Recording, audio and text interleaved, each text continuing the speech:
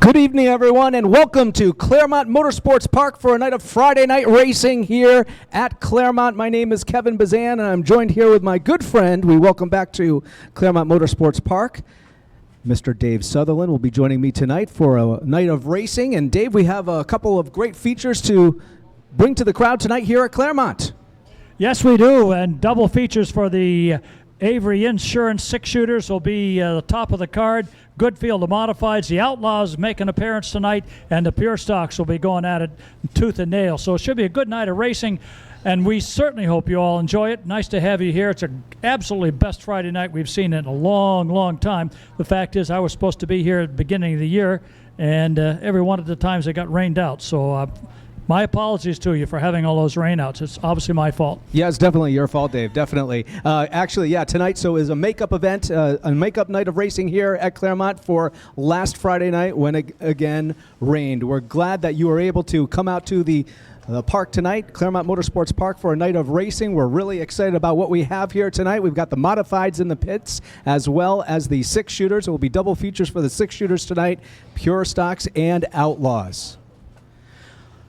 Okay, ladies and gentlemen, would you all rise as we take a look into turns 1 and 2 and take off your hats and be ready for our national anthem.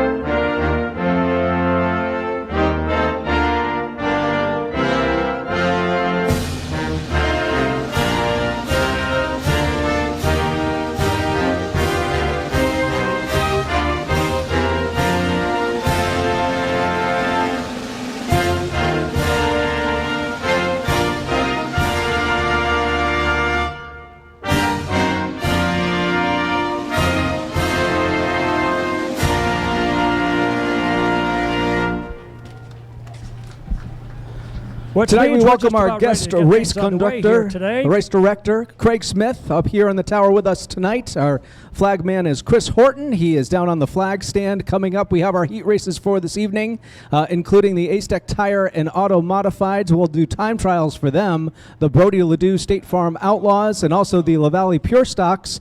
But first out, we have the Avery Insurance six-shooters. Dave, we have a a night of 2 6-shooter races here at Claremont Motorsports Park. I know you weren't here the last time that they raced, but boy, did they put on a great show here at Claremont.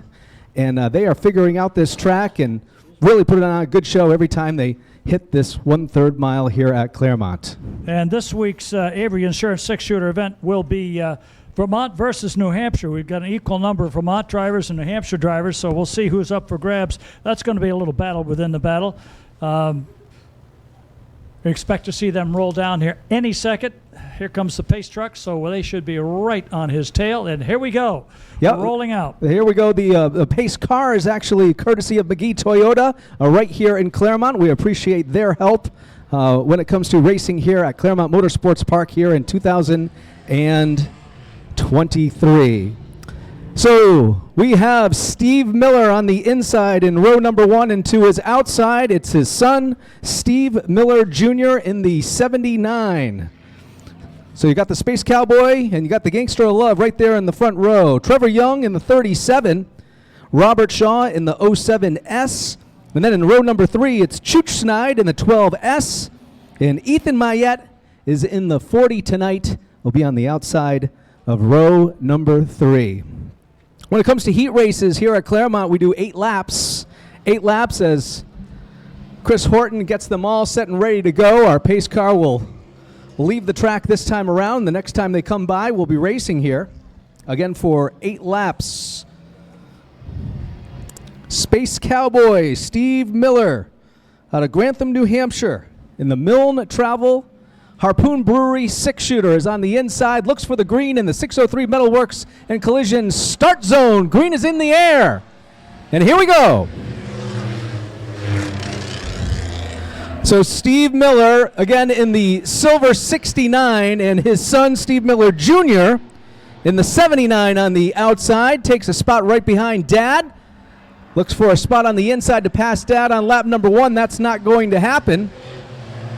Right behind, it's Robert Shaw and the 07S, and also the 37 of Trevor Young. Trevor Young getting a podium the last time we were here at Claremont Motorsports Park. Right now we've got 4 6-shooters separating from the rest of the field, the other 2 6-shooters in this heat race. And Dad keeps out front.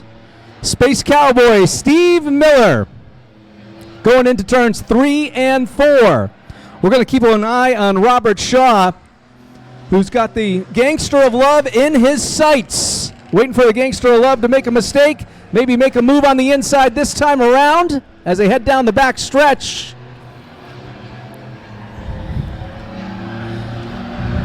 Halfway through this time by in our 8-lap heat race here at Claremont. Dad's out in front, Steve Miller, as they go down the back stretch.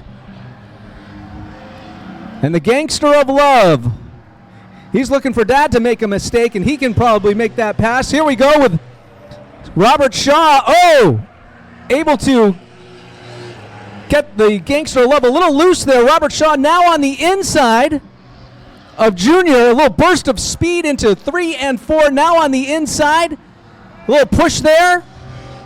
Robert Shaw is going to be able to take that lap in second. 2 to go, 2 to go. And there's a lot of pushing and shoving between Shaw and Steve Miller Jr. now. White flag being flown by Chris Horton. Dad's out in front. Steve Miller, Robert Shaw, Steve Miller Jr., and right behind, waiting for everybody to make a mistake, Trevor Young in the white 37. Dad's going to take this heat race. He brings home the checkers. Steve Miller, Robert Shaw, Steve Miller Jr., and then Trevor Young, our 4th place car, as we keep an eye on. Oh, Steve Miller Jr. does not like what happened out there during those 8 laps there, Dave. Didn't like it one bit.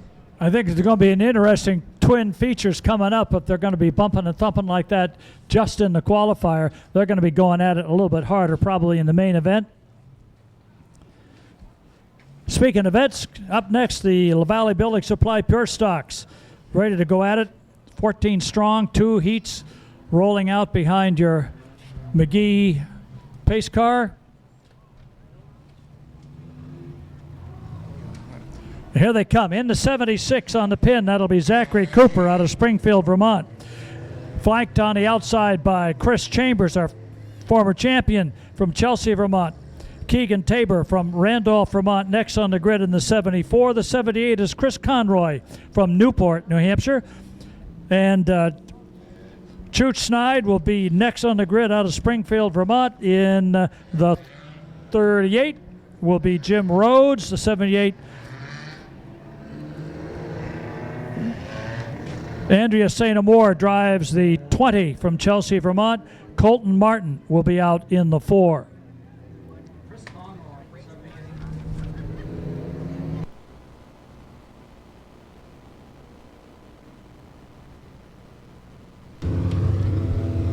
Well, Dave, it will be interesting to see Colton Martin starting in the back of this field.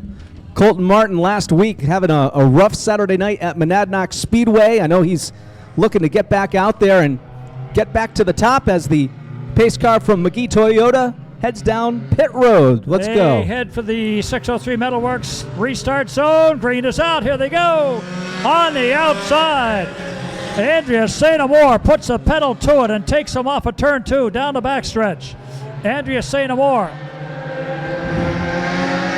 Chris Conroy runs second in the 74, going third right now. Keegan Tabor all the way up to 5th place out of the back.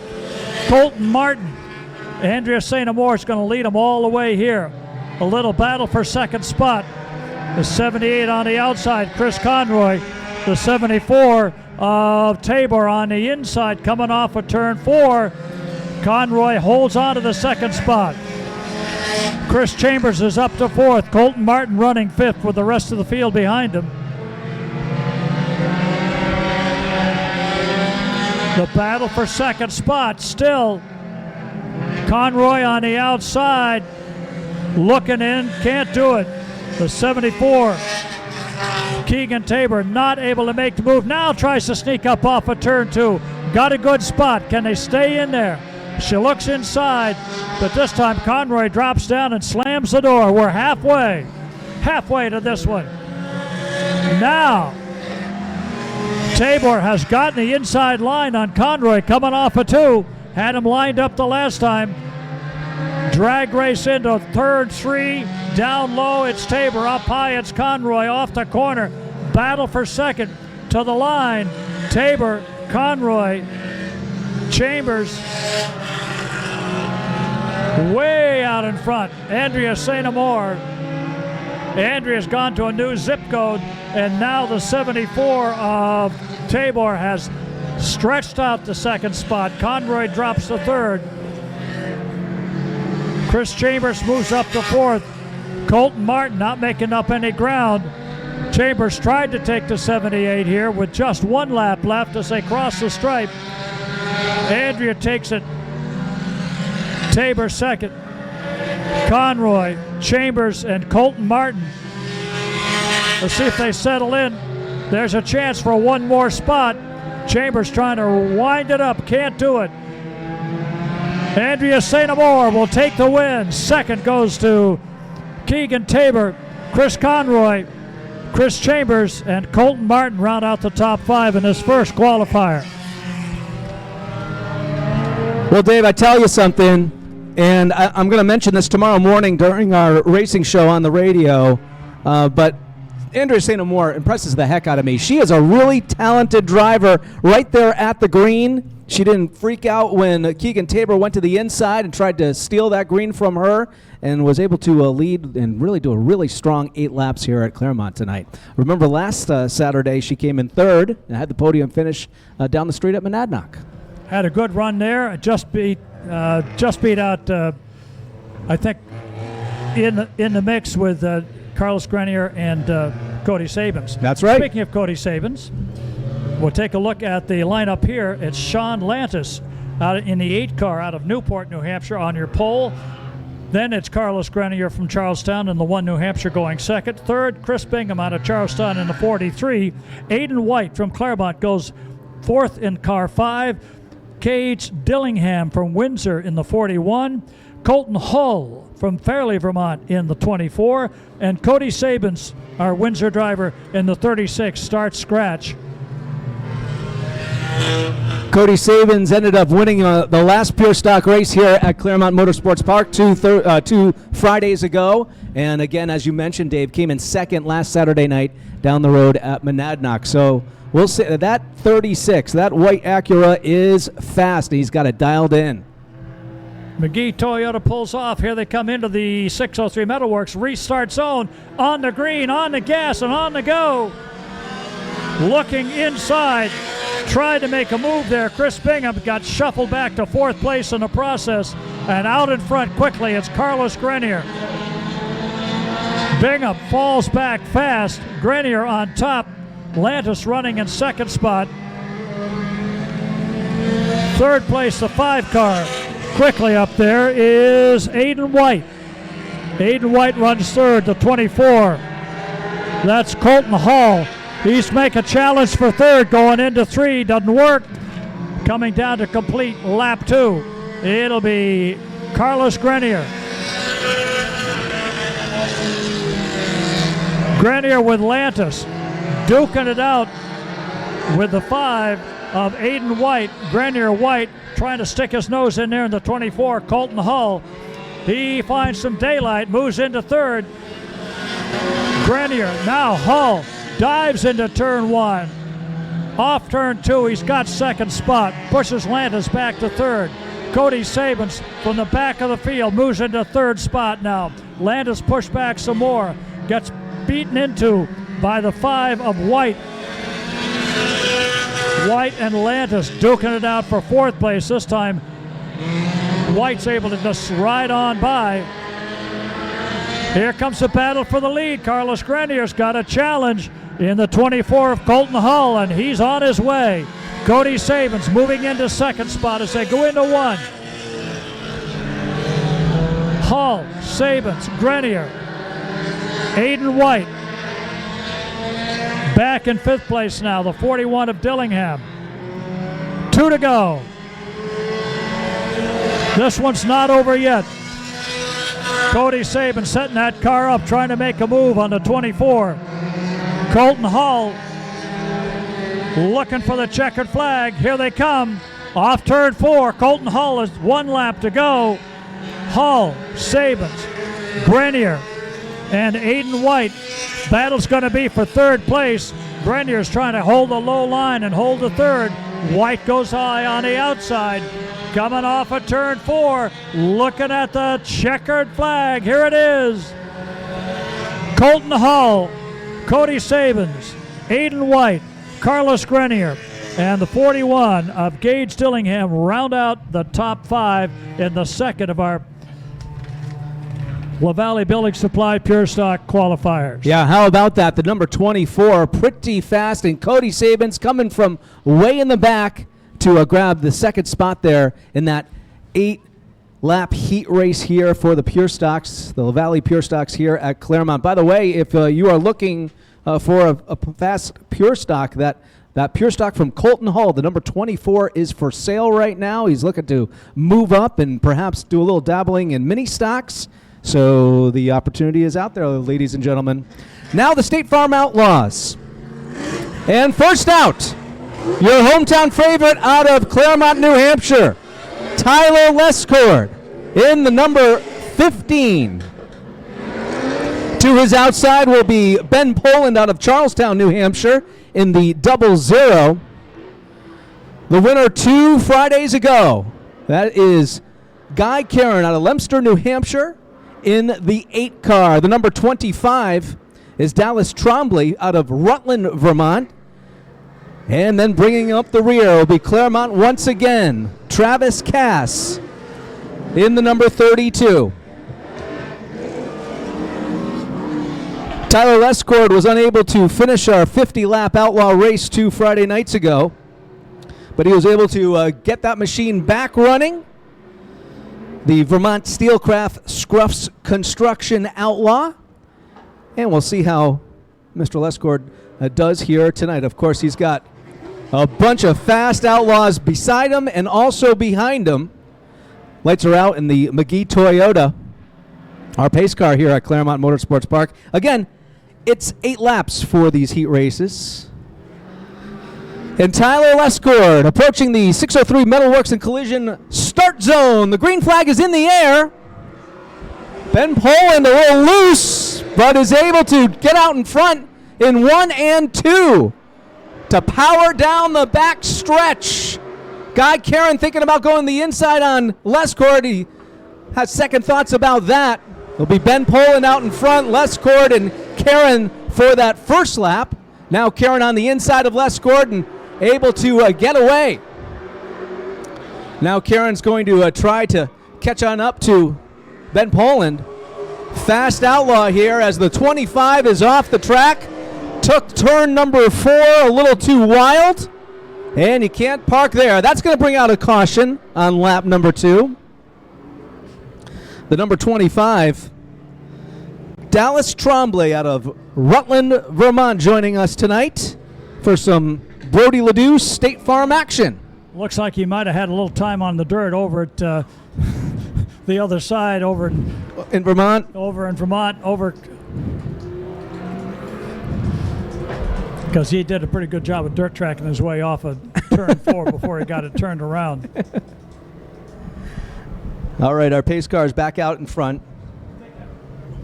Won't be too hard to line up this field this time around. We'll see if they end up giving the 25 a lap or two, and looks like the 25 is trying to come on back out and join us. Can't make a decision. Are you going to come back? Looks like they are. All right.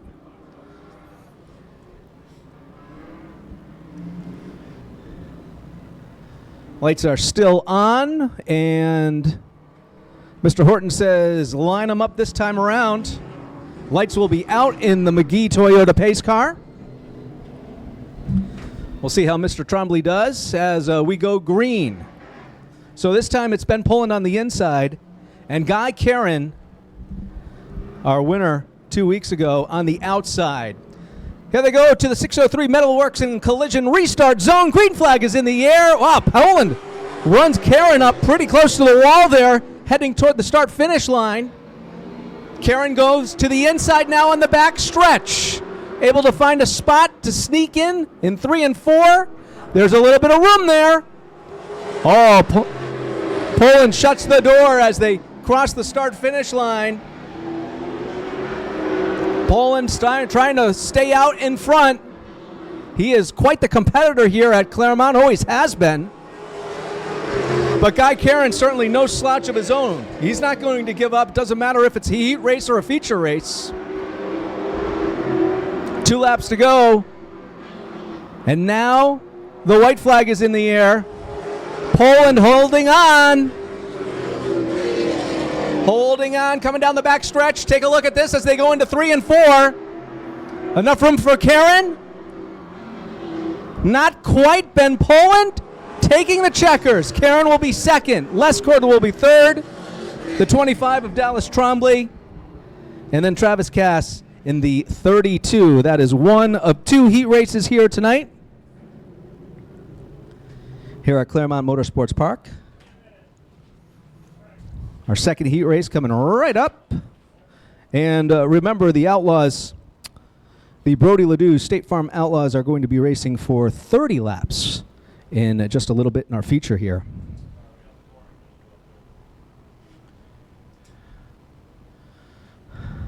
Our pace car holding the next heat race competitors for just a bit.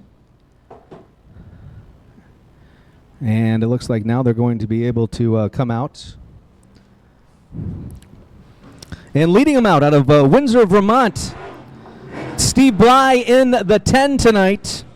To his outside, joining us for the second time this year at Claremont Motorsports Park, it's Thomas Smithers, and all of our Simpsons fans out there. Smithers, the 4th.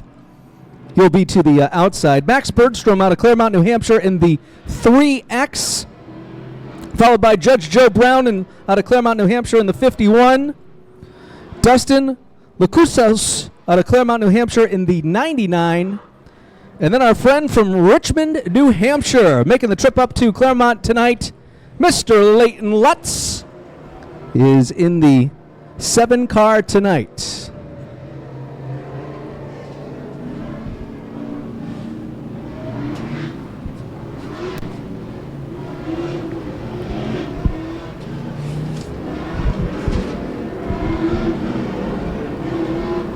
Chris Horton says, double them up this time by.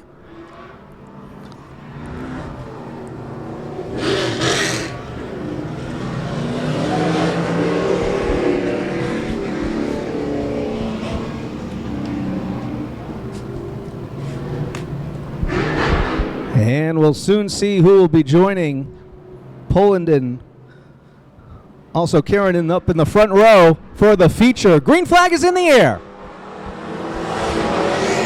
Oh, Joe Brown going to the inside of Smithers and trying to catch up now to Bly. Bly in the 10. Coming around towards the start-finish line as they start to stretch out a little bit here. Joe Brown behind Bly. And then Smithers, followed by the 99.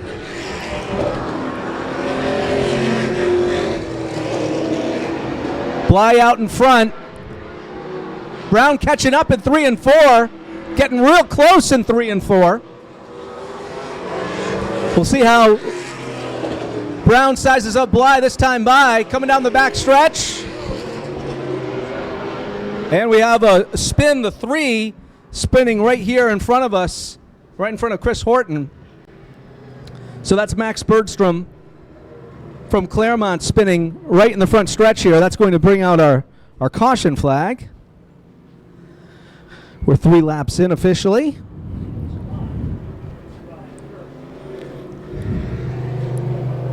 See if Bergstrom can fire up that outlaw and join the rest of the field.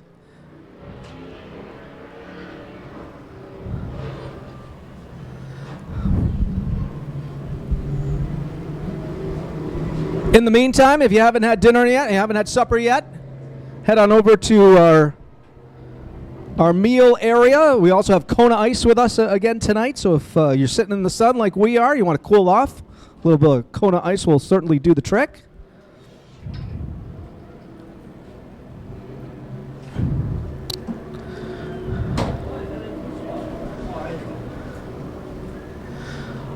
So Mr. Bergstrom getting a little bit of help from our track team here at Claremont. While we have a bit of a break, next time we're racing here at Claremont will be on Friday, August 25th with the Acetec Modifieds in action. Star Tour will also be here. So plan on that Friday night, August 25th. And then a special show on Labor Day weekend. Oh, man, it kills me that we're already talking about Labor Day weekend, but a special show on Labor Day weekend, Sunday, September 3rd. We'll have all of our normal divisions in action here on Sunday afternoon. All right, doubling them up. Again, Bly will be on the inside. Judge Joe Brown on the outside. Smithers on the inside of row number 2.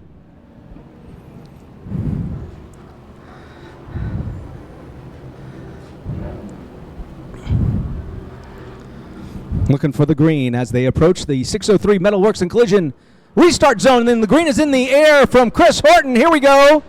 Ooh, a little collision there between Bly and Brown as they headed towards the start-finish line. Oh, Bly and Brown getting turned around in the back stretch. The 60 as well of Smithers just didn't work out for them. Well, Dave, I think that started before they crossed the start-finish line.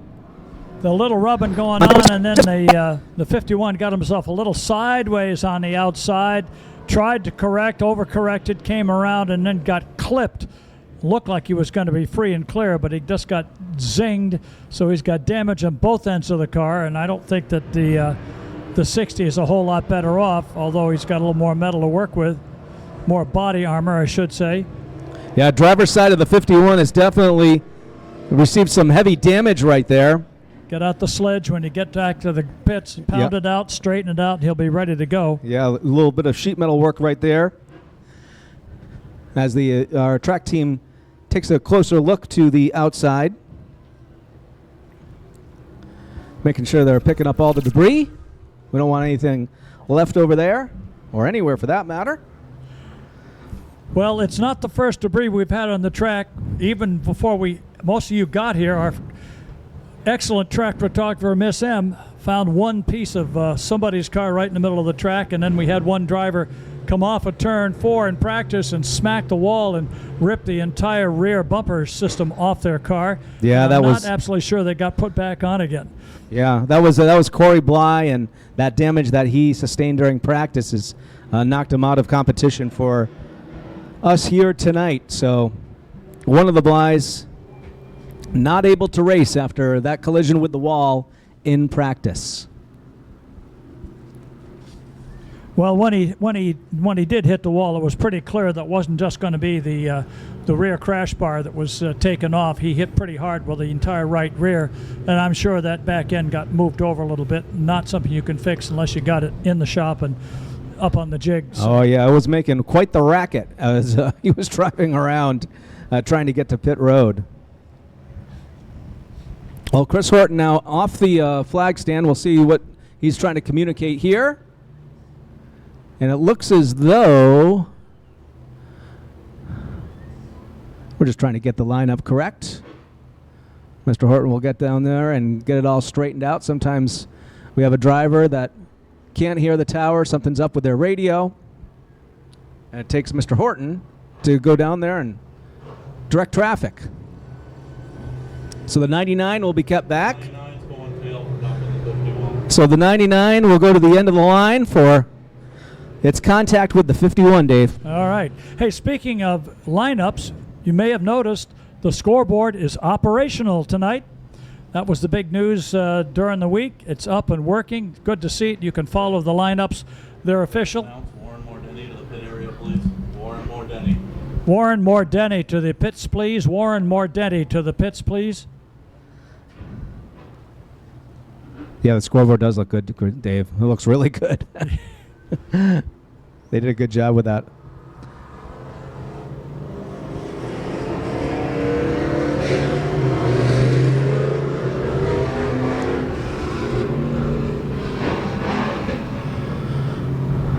Okay, here we go. So the lights are out on the McGee Toyota, and that means we're going racing the next time they come around.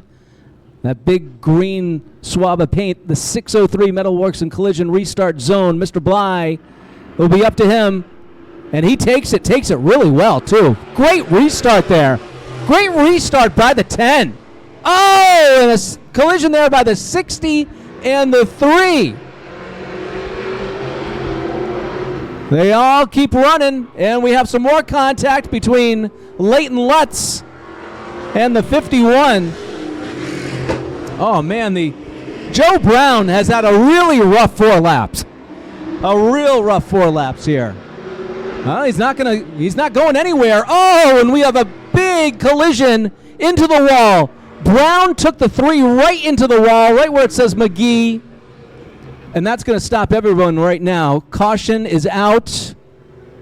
Davey took him right into the wall, or maybe something broke. They moved one of the barriers right off the wall. In the process of that's going to take us a little bit more time. Probably contact this late in the race. It was not necessary. But there you go. Yeah, red flag is out now. 2 guys out. Red flag is out now. It was either, I mean, let's take a look at that 51. No one's had more contact in these 4 laps than the 51. So it's possible that something broke when he was going into turn number 3, and he just took took the 3 with him. And unfortunately, the 3's got front end repair beyond that, radiator fluid all over the track. So that's going to be a bit. Plus, they've got to haul that piece of barrier from the wall coming out of the pits on that secondary exit. Yep. To get that back into place. So we're going to be here a bit. Yeah, that was a That was a hard hit. No matter what happened there, that was definitely a hard hit for the 3.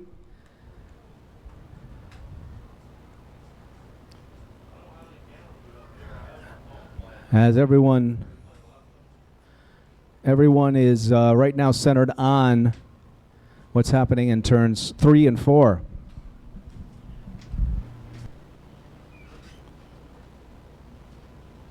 The trick right now will be to try to find out which one they have to load on, which one they have to tow out. They can't load them all at once.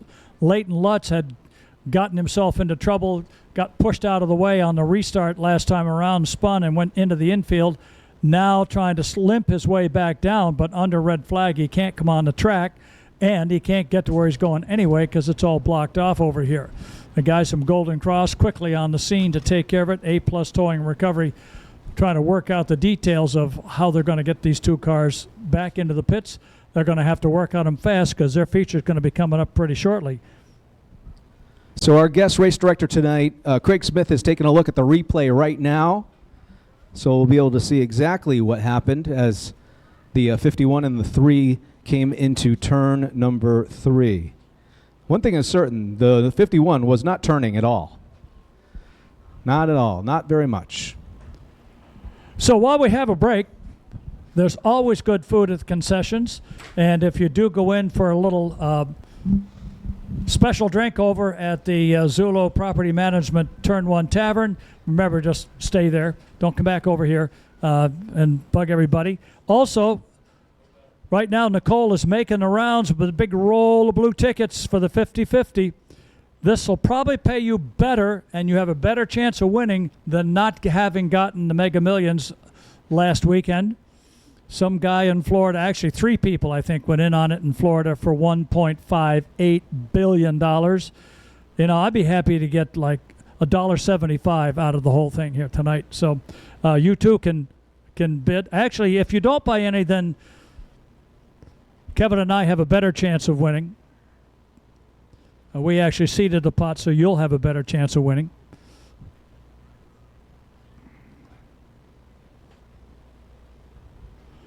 Looks like the 51's going to go on the rollback.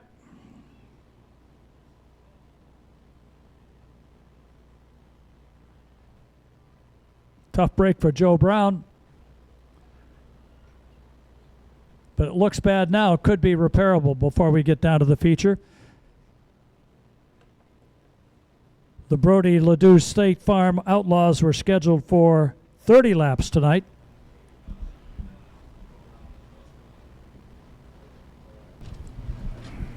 Well, word from the tower is Joe Brown will be done for the night. He will not be coming back out for the feature. And will probably be escorted off the premises. And we will move on.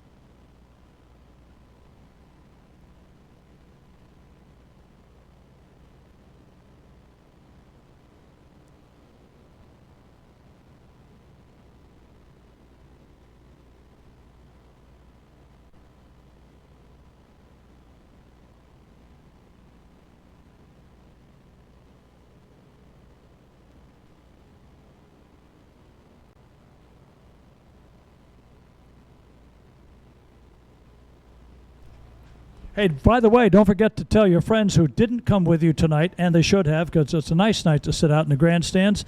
They can turn on the TV and stream it on NestraVision. That's NHSTRAvision.com. Go on, sign up, and watch the races. And if you watch a Nestra race, they'll probably be watching down at Monadnock tomorrow night. Another busy, wicked busy night, particularly for the late models down there. They're running the Teddy Bear Pools Triple Crown event and the makeup of their 50-lap event that got rained out a couple of weeks ago. It's all wrapped into one along with the regular Nestor divisions. So it's another nice out. If you want to get out on Saturday night, enjoy the evening, join us at Monadnock for plenty of pretty good hot competition. Yeah, definitely. If you can't make it to the racetrack, remember we're streaming these races. Mark Boudry and his team do a really, really good job when it comes to streaming these races. Some great camera shots and a good broadcast. So if you perhaps can't make it to Monadnock tomorrow night, the NHSTRA team will be there streaming that race, and you'll be able to watch online. And they have a feature where you can either purchase the entire season or you can go race by race. It's completely up to you. You end up making all the decisions.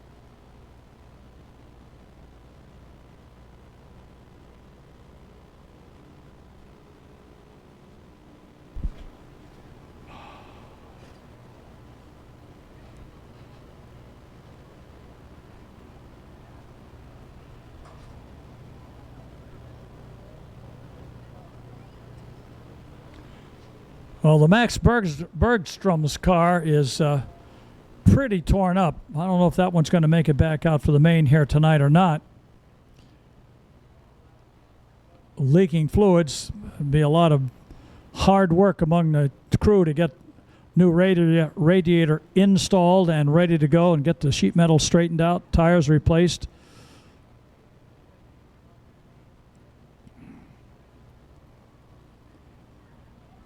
That's a midnight oil car. They're going to be working on that car overnight for a week or more, for darn sure.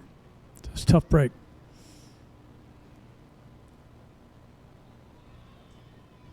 Four laps complete, so we're at the halfway point in this second qualifier for the State Farm Outlaws. The barriers are put back up against the wall in turn 4. Check that turn 3. And the McGee Toyota is about ready to lead them off as soon as they get the area between 3 and 4 cleaned up. A lot of fluid, and that's where you really don't want to have it. Probably way down at the bottom you're okay, but you get up in that second groove and you could be heading for a meeting with the 603 part of the fence over there. Yeah, that's a bad spot. Bad spot for anything slick to be. So our team will make sure that that is nice and safe for the rest of our drivers in this heat race. We have the modifieds that are coming out in just a bit as well. I didn't think we'd have to use the payloader tonight. I wasn't putting my money on the payloader being out on the track. Well, it got its job done. That last orange barrier is back online. Fortunately, not stone, so when they hit it, there's a little give to it.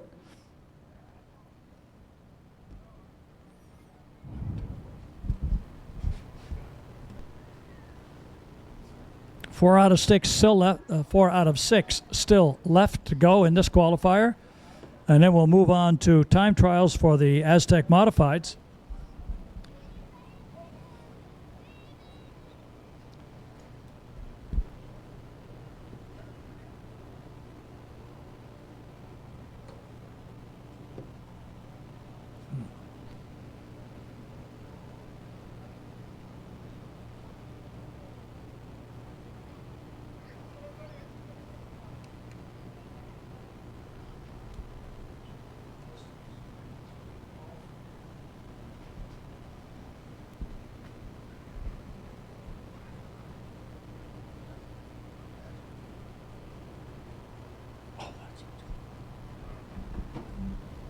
New application for leaf blowers. That's right. That's why you can't outlaw those things. There's You so many know, different uses of them. I think this is something for Brian to think about. And you go to a hockey game like the Bruins or Tampa Bay or whoever, and when they have a TV timeout, a whole bunch of skaters come out with scrapers and they scrape all the loose ice off and shovel them into buckets and get them off the ice before they come back from commercial. Now, if you're in the stadium, you don't know they're on commercial. We'll watch them. So get 4 or 5 guys out here with leaf blowers, have that stuff off the track in about 2 seconds. Big right leaf time blowers. to get the commercials out of the way and get the race going again. Okay, yellow flag now, so our competitors can start moving as they sweep up the last remaining remnants of that unfortunate incident in turn number 3.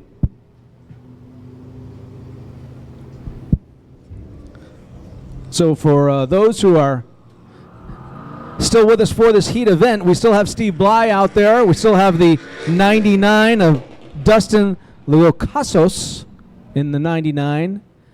And then also the 60 of Smithers. And Leighton Lutz joining us as well.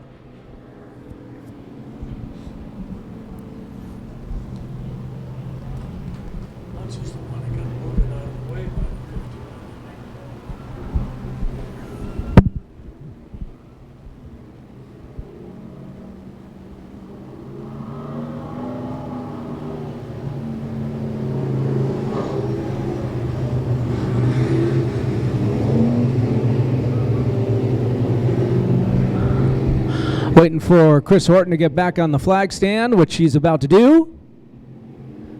And we'll get ready to go racing in just a bit here. With 4 laps remaining in this 8-lap heat event.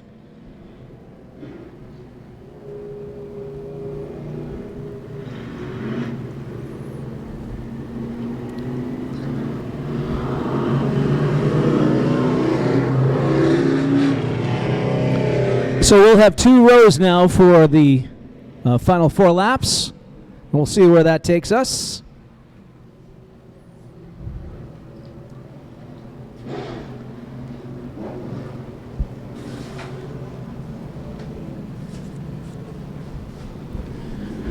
Green flag. Here we go. Bly.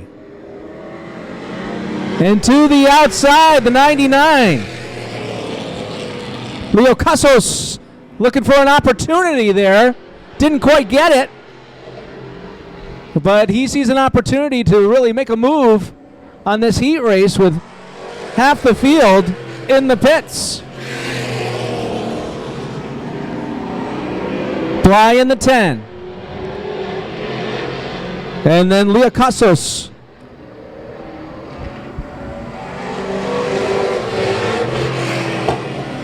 Two laps to go. White flag is coming out next.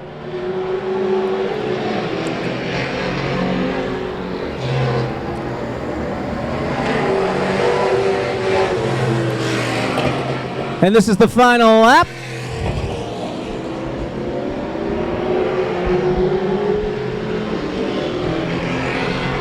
And this is going to be Steve Bly's heat event as he grabs the checkers. The 99 and then the 60 and then Leighton Lutz. Dave, I finally found my phonetic spelling for the 99. Les Kosakos. I think I got it right. Oh, people aren't looking at me too confidently. Well, he did tell us it's not said the way It looks. it's spelled, because it's got a whole lot more letters than what we say. And he's from Claremont, too, so I apologize. Shout out to his sponsor, which is Arrowhead Motors for the number 99. All right, we have some qualifying for the Acetec Modifieds now.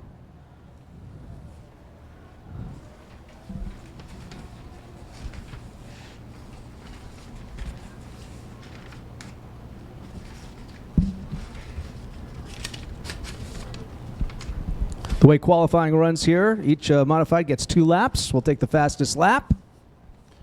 And if we're lucky, it should show up on the scoreboard, which will help a great deal. I'm very confident of that happening. All right. Very confident.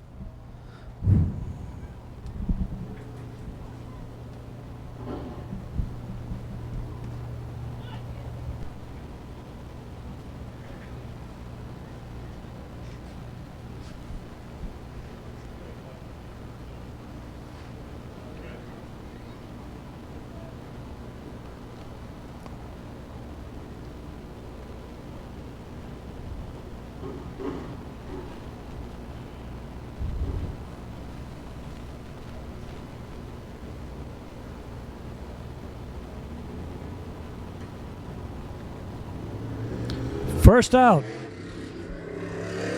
From Croydon, New Hampshire, we've seen him around a lot. Aaron Fellows in the Victor Branch Construction, LaValle Building Supply Modified. Aaron Fellows on the track, coming down to take the green. 2 laps of qualifying. Fastest lap wins the pole. Here they come. On his lap 1.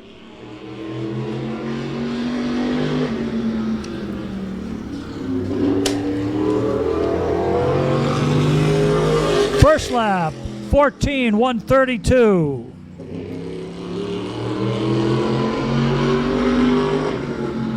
Can he pick it up on lap 2? Swings it off of turn 4, up to the wall, across the stripe. 13:924. Good time, 13:924. So he sits atop the leaderboard. Rolling it out in the 27 from Sunapee, New Hampshire, Mike Smith at the wheel. Mike Smith rolling around, take the green from Chris Hopkins. It waves. He turns up the wick, slides off into turn 1, keeps it low off of turn 2, picks it up down the backstretch. A little bit wide coming out of 4. First lap, 14:405.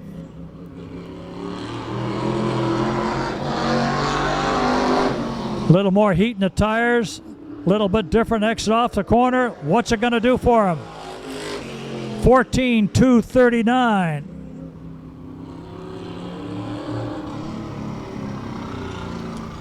And he rolls back up into the pits.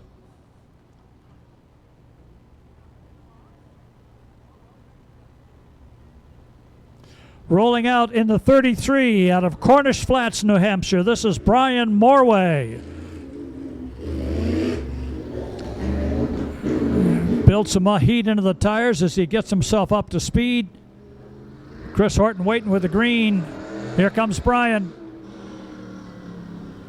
He'll roll it off at turn 4 on the gas. Stay low off of 2.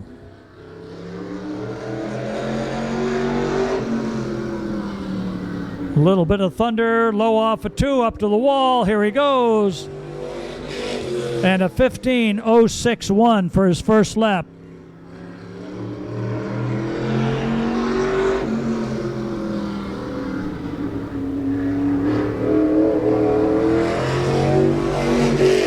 He cuts that back to a 14:743.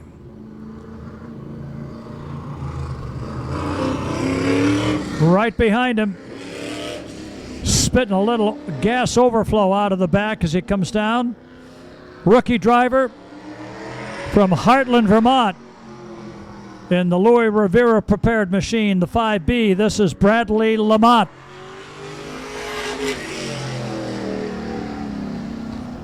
This is about Bradley's 3rd or 4th week of racing.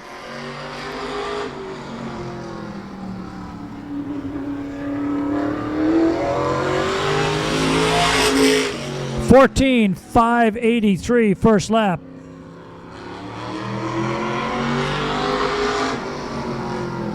Get it settled in, see what he can do with lap number 2. 14:347. That'll put him in 3rd fastest time right now.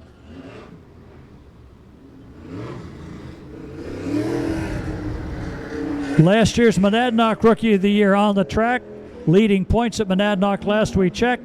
From Granby, Massachusetts in the 03, Nate Wenzel. Wenzel on the clock coming up.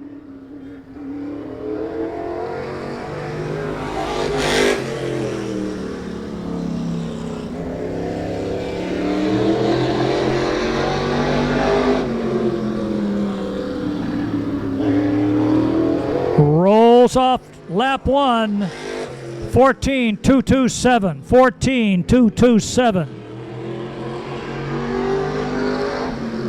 Every lap for everyone's been a little quicker second time around. Swings it off a 4 and a 14:032. That'll move him up to second fastest behind Aaron Fellows. Mike Smith sits in third. Next up, in the Barnard number 2, out of Hatfield, Massachusetts. Had a bad wreck a week ago on Friday in his SK modified at Stafford. Took the win last week at Monadnock in his other Nestor car. On the clock now, Tyler Leary.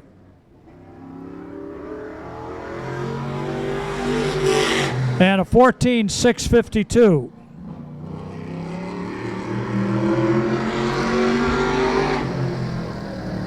Settles it in off of turn 4 now. Can he knock it down a whole lot? 14.343.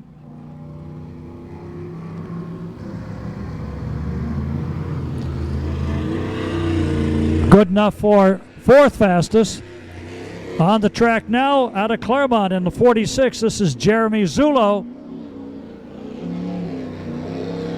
Relative newcomer to modifieds. Shift it, here we go.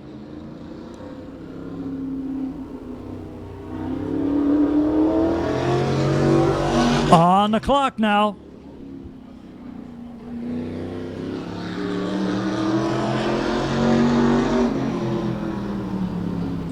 Lap 1 for Zulo, cross the stripe in 14.256. That's a pretty good lap. Moves him to fourth. Let's see if he can pick up even more. He does. 14.048. Puts him in third fastest. You've got Fellows, Wenzel, Zulo, Smith, and Leary, your top 5 right now. Rolling it out, the guy who could knock him off. Out of Sunapee in the 25 NH, Brian Roby.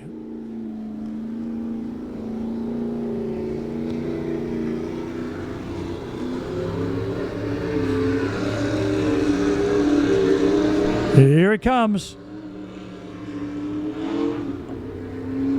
In gear, off the corner.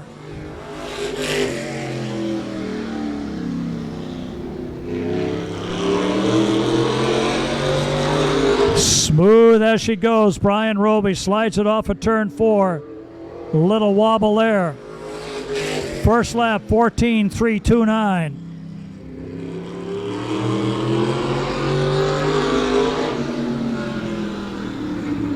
Can he knock Aaron Fellows off the top of the heap? 13.991. No, not quite enough.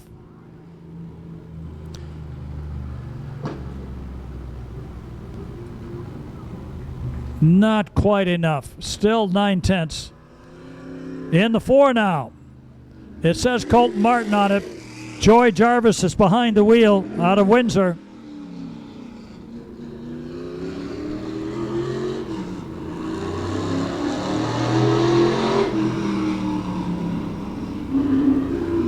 Swings it off 4, takes the green. Here he comes. Settle it out of turn 2. Whoa, little bobble there. Every little lift of the foot right now will take seconds off. First lap, 14.524. One more chance to notch a good run here. Looks like a good lap coming off of 4 this time. 14.136. Good enough to get him the 5th fastest time. Okay, we had one other modified in the pits of Jeff Murray, but I don't see him on the list to come out. So I'm going to guess he's not going to come out. If people are wondering what the record is for a fast lap here, Crate Modified, 13.564.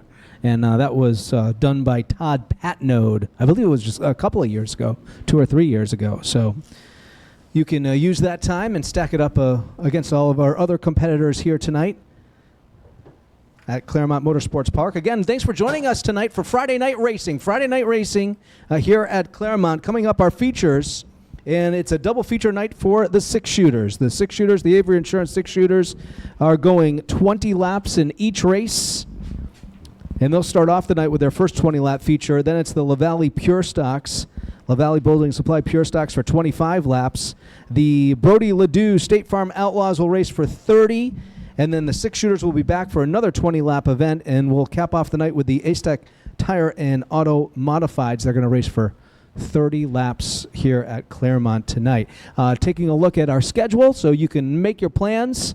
Our next event here at Claremont will be on Friday, August 25th. The Acetec Modifieds will be in the house along with our regular features. The Star Tour will be here as well if you like looking at those older race cars. That will be on Friday, August 25th, and then on Sunday, September 3rd, that will be Sunday of Labor Day weekend. We'll have a special Sunday show here over at Claremont with our regular features scheduled for that night. So those are our two next events here at Claremont Motorsports Park. Of course, all that information is online, ClaremontMotorsportsPark.com. For more information, all the updated information, you can get the results from the past races and also the points battles that we have here at Claremont for this season, which has been a little bit rough because of some rainouts, but we're getting there. Now it looks like it's going to dry out a little bit. Might be a little bit better for all of us in the racing world, for all the way across the state, east coast of New Hampshire for Nestor tracks and west coast for the other two Nestor tracks. And there's plenty of action. I think Hudson's in action on Sunday. Monadnock's in action tomorrow night. Assuming everything goes well, the weatherman promised us rain on Tuesday. I'm going to hold him to it. Well, we don't have any racing scheduled for Tuesday, so it can rain. Well, that's what I mean. It can rain all at once, Rain all at too. once. Meanwhile, coming out for their first of two We have our events for the Avery Insurance six-shooters. This will be a 20-lapper. They'll take a little time off and come back for another 20-lapper. Looks like everybody survived qualifying, and they are going to be ready to go. If you joined us 2 weeks ago here at Claremont, these six-shooters put on a great show. It was a great race, lots of close racing every single lap between the first, second, and third place cars. Really super exciting. Put on a really good show. So Avery Insurance six-shooters tonight, 2 20-lap events as we are waiting the word from the tower to get them going because it looks like they are ready down at trackside.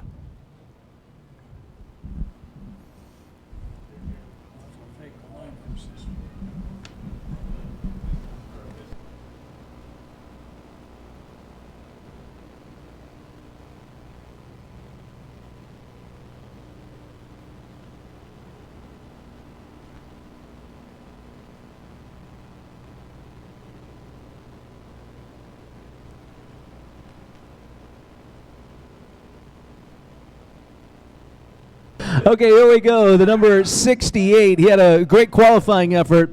The old man, Steve Miller, out of Grantham, New Hampshire, in the Milne Travel Harpoon Brewery six-shooter. To his outside will be the 07, Robert Shaw, out of Perkinsville, Vermont. He'd like to thank the old lady as his sponsor. All right.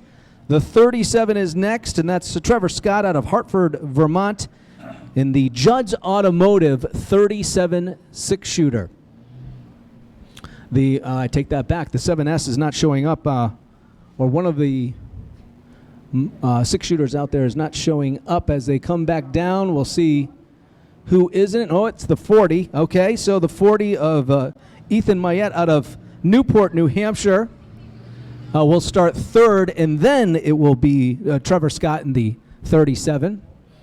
The number 12, 12H Chooch Snide, Brownsville, Vermont, in the Brown Sheep Motorsports six-shooter. And then all the way at the end, We've got Steve Miller Jr., the gangster of love, in the 79. We'll see how long it takes the 79 to get up front and race with Dad. How many laps do you think that's going to take there, Dave? I'm gonna guess 3. I'm not going to put anything by Robert Shaw. Robert Shaw has been really tough these past couple of races, and also Trevor Scott, too. I mean, definitely no slouches out there when it comes to this division. But I also know Steve Miller Jr., that gangster,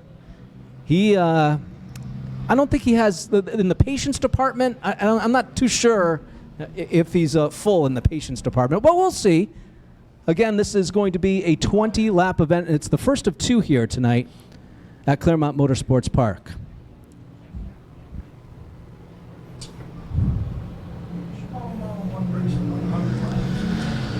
Okay, the lights are out on the McGee Toyota.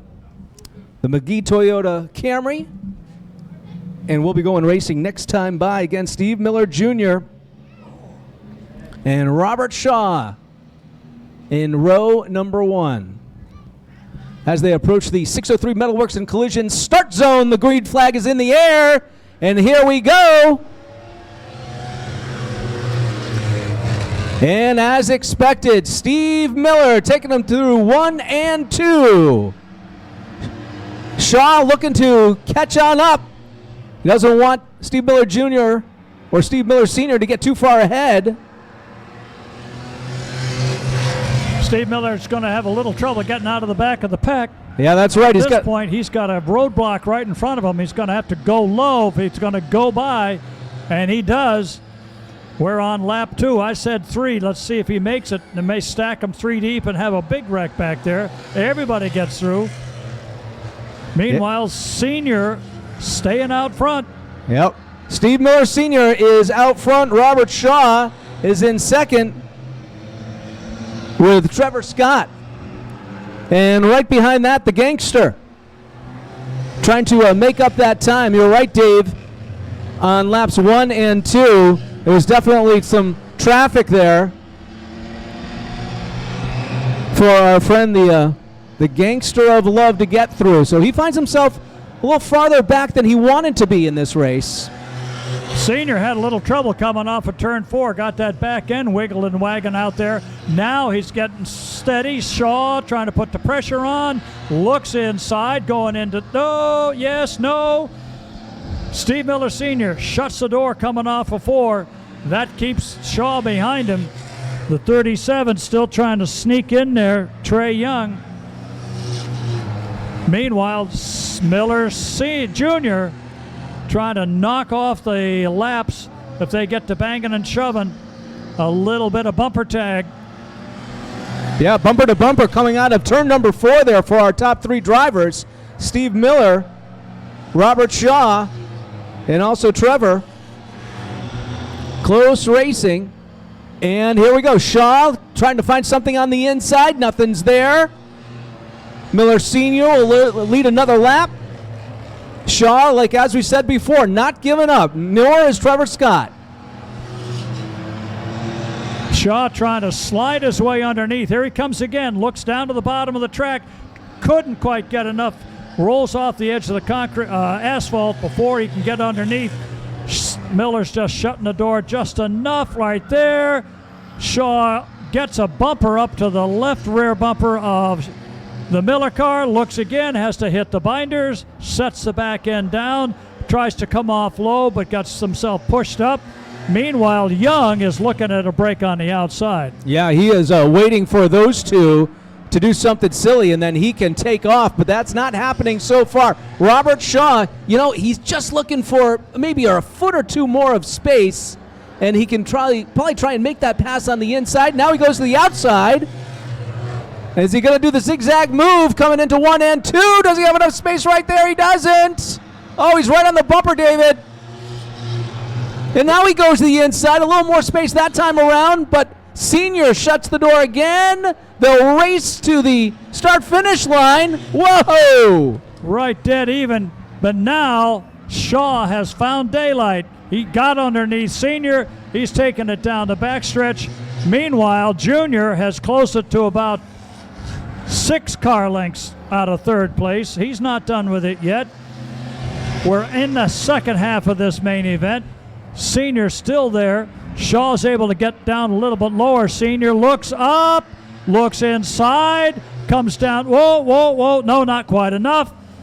Shaw goes right down to the white line and then shuts the door. That's where you want to pass, and they know how to block right there as they go into four, start onto the front straight. Shaw now out in front. Finally was able to make that pass he was looking for, but now he's got to stay out front. Steve Miller looks like he might not be as fast as he was. We'll have to get the times up for the first 5 laps of this race, and Shaw just basically took advantage of that. But Trevor Scott, he's not going anywhere. We're now right behind Steve Miller. And the gangster of love, man, you can see him trying to wheel that 6-shooter around, just trying to grab every 10th of a second that he can to try to get up and maybe get third. We got 5 laps to go. Shaw out in front.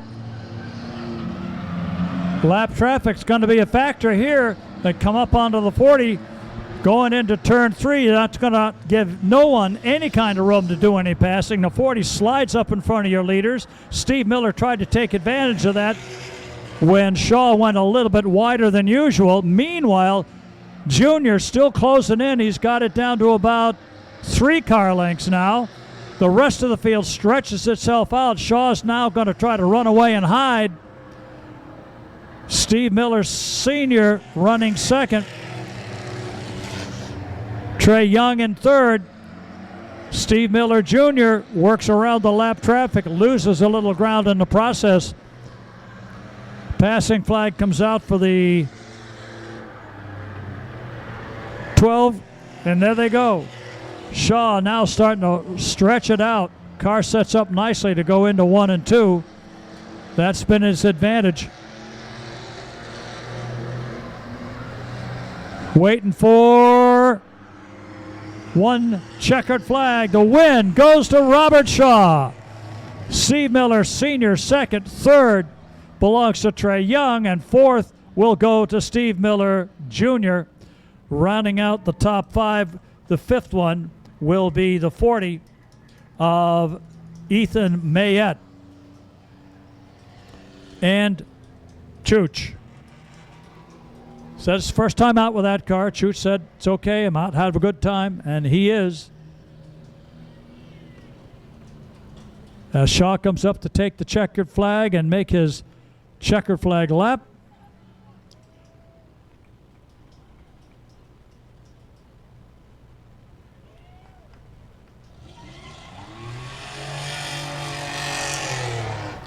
And so much for the new tires he put on the front.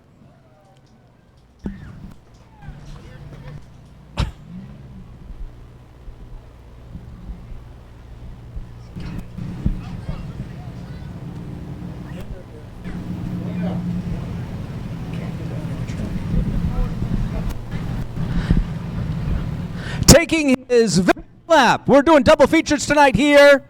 Avery and 6 shooters as he comes out into victory lane. Robert Shaw to Perkinsville, Vermont with the checkered flag.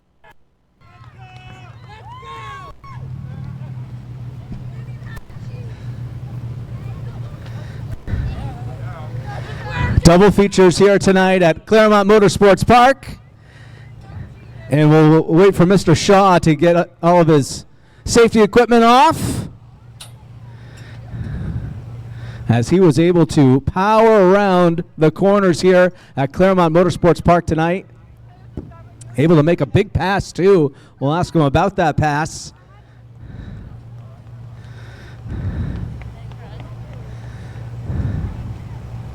Here he is. Little flag waving happening.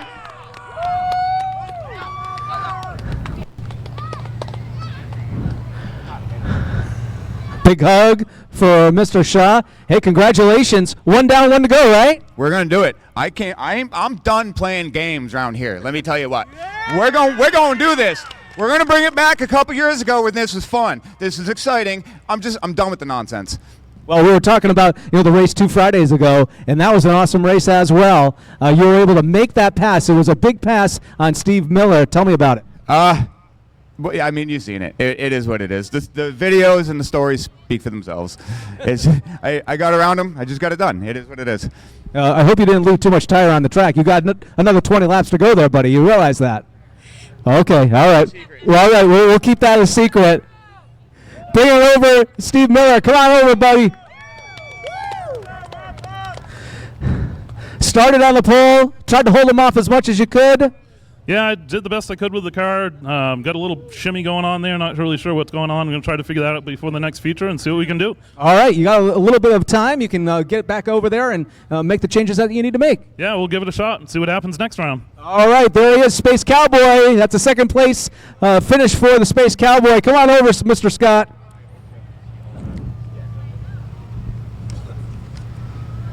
Mr. Scott, we're talking about earlier in the pits how awesome it is to be on the podium. Here you are again.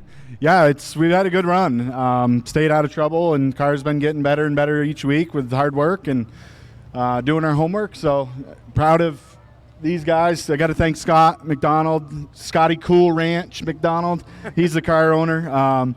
That's an inside joke for all of you and the fans. Got to thank Judd's Automotive, Chris Judd, and my family. This is pretty awesome.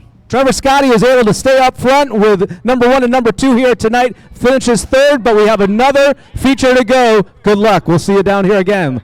You never know. Back with LaValle Pure Stocks coming up next here at Claremont Motorsports Park. As we get ready to clear things off, the field has been set for tonight's LaValle Building Supply Pure Stocks. Should be kind of fun.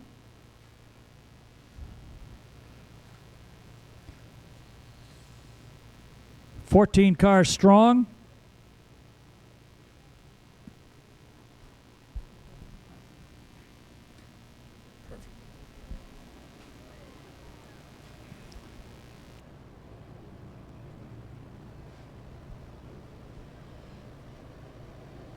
By the way, it goes without saying, take a moment, scan.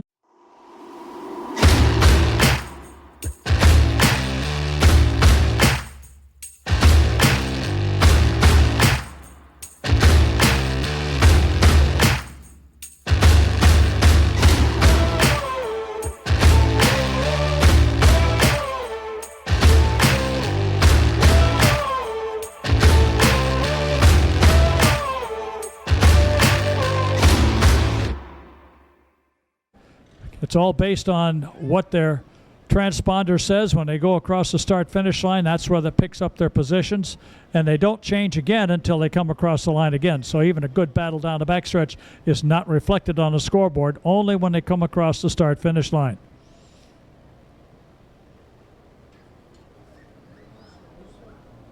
Who's the 12? 12S Chooch Snide. That's what Chooch Snide. Yeah. Andrew Scott?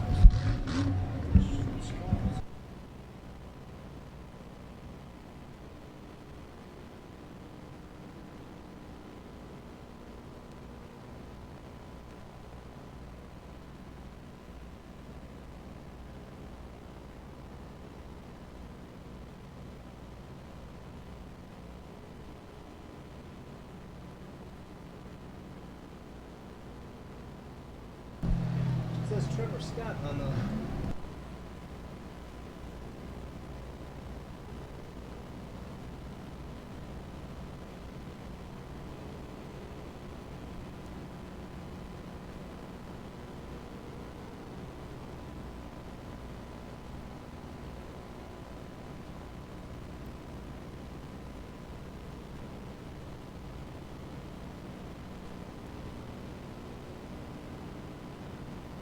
All right, here comes our McGee Toyota pace car.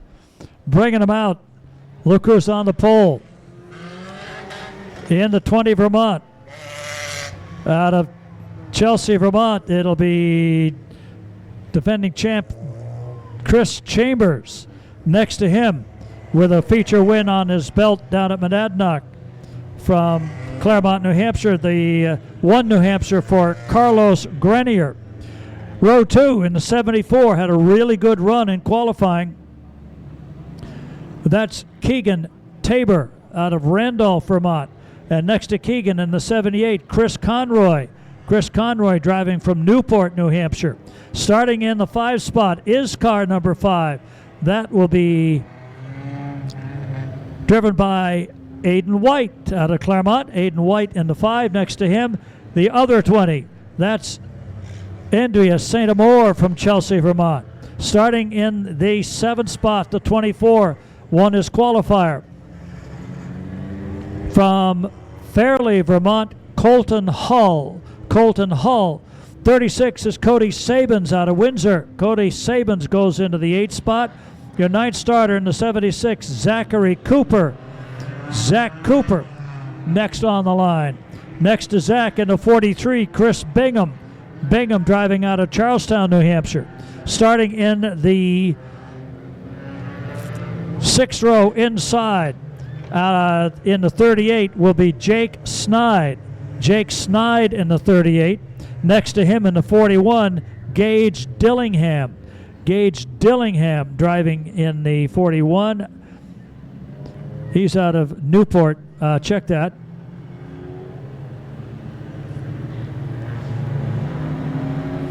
All set.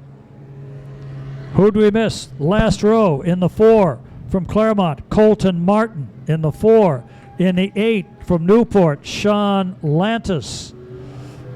Colton Martin's got the longest way to go to pick up another win this season. He's got to come out of the back row. Yeah, he's got 25 laps to try and get through all of that traffic to get up front. We'll see how Colton does. Colton has had the reputation so far this year of being a rather patient driver early on in a race and then makes his move late. So we'll see what happens. Pace cars up the pit road. They hit the 603 Metalworks 3-start zone. Green is out. We're on our way down into the corner. It's Chambers and Grenier going at it as they come off turn 2. Down the backstretch, up the inside. Looking for a spot. Keegan Tabor coming up into the 4 spot. Chris Conroy. Off the corner they come. Lap 1, it'll be Chambers, Tabor, Grenier, your top 3. Running in 4th spot, Conroy. The battle for 5th. That's where it's going to be settled right off. Aiden White on the inside. Andrea St. Amour on the outside for 5th place across the straight. St. Amour picks it up. They really get clustered up. Look out. And the guy coming up on the short end of the stick is White. White slowing. White heading for pit road. Looks like he cut a tire. Meanwhile, it's Chambers in this and Tabor leading up front. The rest of the field's got to play catch up. Chris Conroy 3rd. Carlos Grenier 4th. Cody Sabins back in the field starting to charge up toward the front. With Andrea St. Amour, Colton Martin has gotten out of the back row, but he's got darn near a half a racetrack to go to catch up to the leaders. He's going to be hoping for a caution. 5 laps in the books, 20 to go. Chris Chambers, Keegan Tabor, Chris Conroy, Andrea St. Amour, Colton Hull up to 5th. Cody Sabins running 6th. Carlos Grenier has dropped back to 7th. Colton Martin is 8th. 9th is Bingham. 10th is Dillingham.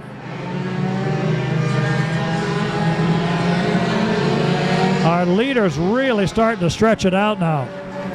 It's going to be up to everybody else to catch the leaders. Probably running the hardest is Colton Martin in the 4. Cody Sabins looking to the high side going into turn 3 off of 4. Can he get around Hull? He's not going to do it. He might get the position going into 1. Way out there, tries to set the car for a good shot down the backstretch. Hull holds the inside for 3rd. Your leaders up here crossing the stripe to complete 9 laps. Conroy runs in third. He's got a cluster of race cars behind him in fourth, 5, and 6. And now Cody Sabins has worked past Hull. Lap traffic being passed as your leaders go into 1. The second cluster cars coming off of 2 going into 1. Conroy's going to have his bumper full pretty quick. It's a runaway right now for Chris Chambers and Keegan Tabor. Chris Conroy, Andrea St. Amour, Cody Sabins, and Colton Hull round out the top 6. There's 4 cars fighting for a spot, but the leaders cross the stripe as the second 4 just come off of turn 4. They moved the 38 car out of the way. Colton Martin and Carlos Grenier fighting for a spot back around 7th and 8th. Leaders complete 13. I'm thinking the guys from position 4 back to about position 8 want a caution about now so they can get the field doubled up, filled up, and get close to the front. Chambers and Tabor are going to be fighting traffic now for a while.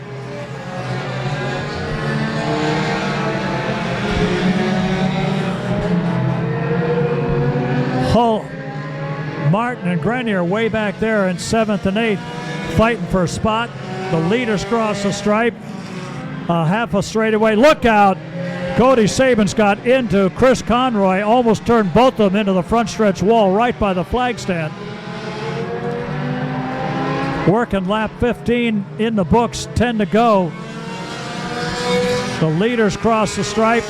Here comes the battle for third.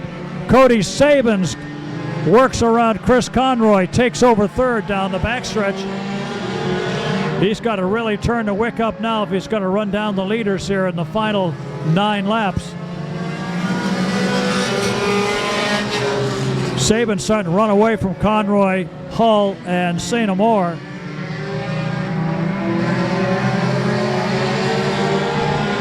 Before this is over, your 7th and 8th place cars of Grenier and Colton Martin could be in danger of being lapped by the leaders. We've got 18 in the books, we're working 19, and the leaders are just flying around the racetrack right now. Here comes 7th and 8th across the stripe, right behind him, 1st and 2nd. 25 is the distance. Leaders go by. There are only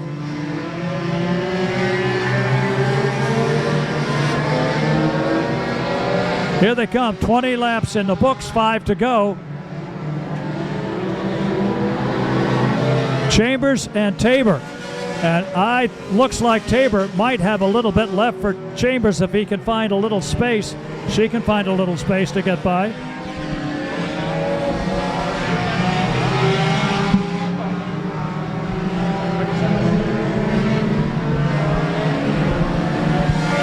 As Dave heads downstairs, Chambers still out in front. And it's a battle. It's a battle between Chambers and Keegan. 3 laps to go. And now, 2 laps to go. 43 is slow, going into 1 and 2. Chambers leads the 74 of Keegan Tabor around down the back stretch on this white flag lap. Coming up, white flag is in the air for Chambers. White flag is in the air for Chambers. Keegan Tabor right behind. Will there be a mistake in turns 3 and 4 for Chambers? No, there won't. Chris Chambers takes the win. Keegan Tabor and Cody Sabins 1, 2, and 3. 78 will finish 4th, and the 24 of Colton Hall will be 5th. 25 green flag laps. No cautions in this feature here tonight at Claremont Motorsports Park. Featuring some super fast LaValle Building Supply Pure Stocks. The fastest right there at the start-finish line. Last year's champion, Chris Chambers, grabbing that checkered flag. He'll get his big victory lap for the 20. Chris Chambers.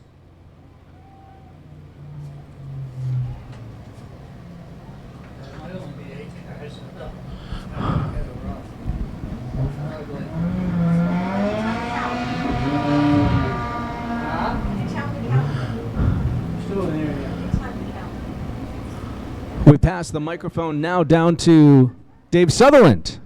Hey, thanks a who lot. welcomes in our winner. Keegan's out. Coda will be out in a minute. Here comes your winner. Chris Chambers shows why he won a championship here. Boy, they sound loud when they're racing, but when they drive up after the victory lap, it's pretty quiet.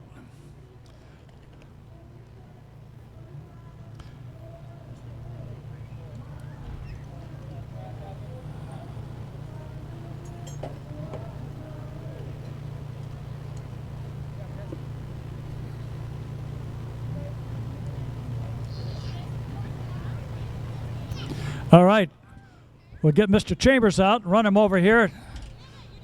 Have a little chat with us.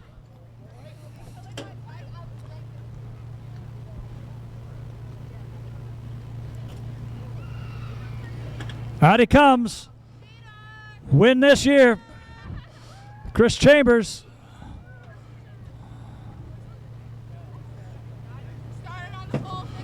Miss M's water and all right. You got out front. You stayed out front. You had Mr. Tabor on your tail the entire trip, but car held up. How did that feel? Pretty good. We've had a lot of troubles with this car this year. Last year, this thing was the golden goose of our two cars, and this year it's just giving me nothing but headaches. But tonight it at least held together. Work on the handling a little bit. It wasn't quite where I wanted it to be, but we'll find more. And how about 2 weeks from now? What's in 2 weeks from now? I think another race. Oh, we'll be here. Where our plan is to obviously run the full Claremont schedule, and we're actually going to plan on finishing out the Monadnock schedule as well. So we're having a lot of fun down there. We have a lot of fun here. This is our home track of the two, but you know we enjoy running these things. Well, maybe we'll be doing this again tomorrow night. Maybe. I don't know where I'm starting tomorrow night. We'll find out. Your winner tonight, Chris Chambers, second spot. Come on over here, Keegan. Whoa! That's cool.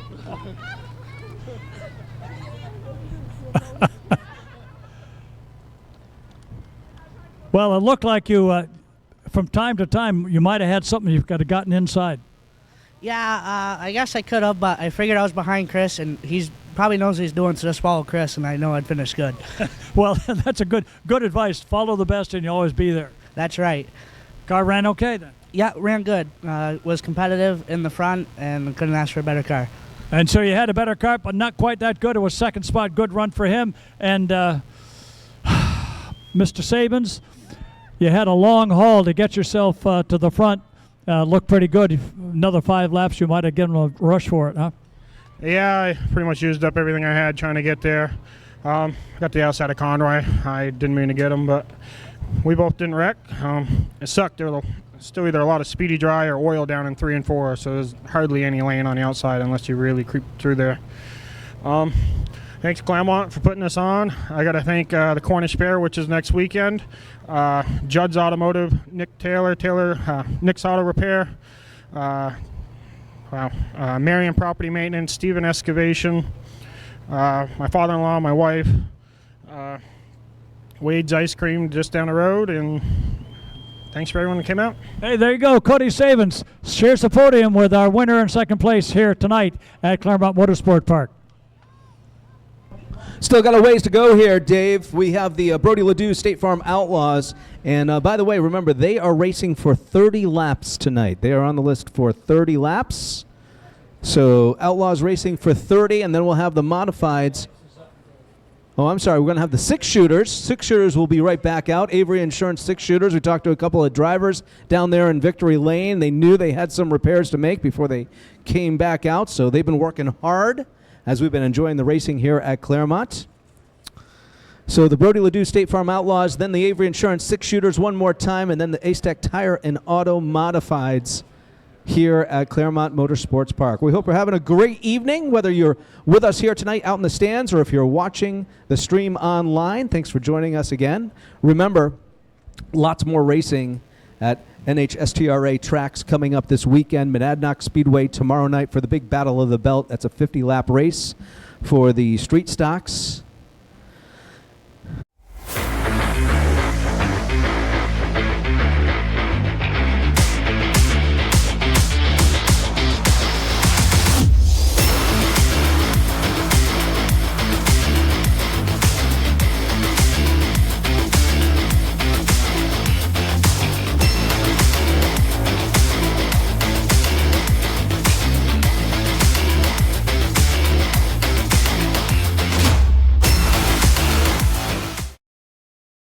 Ledoux State Farm Outlaws here at Claremont Motorsports Park.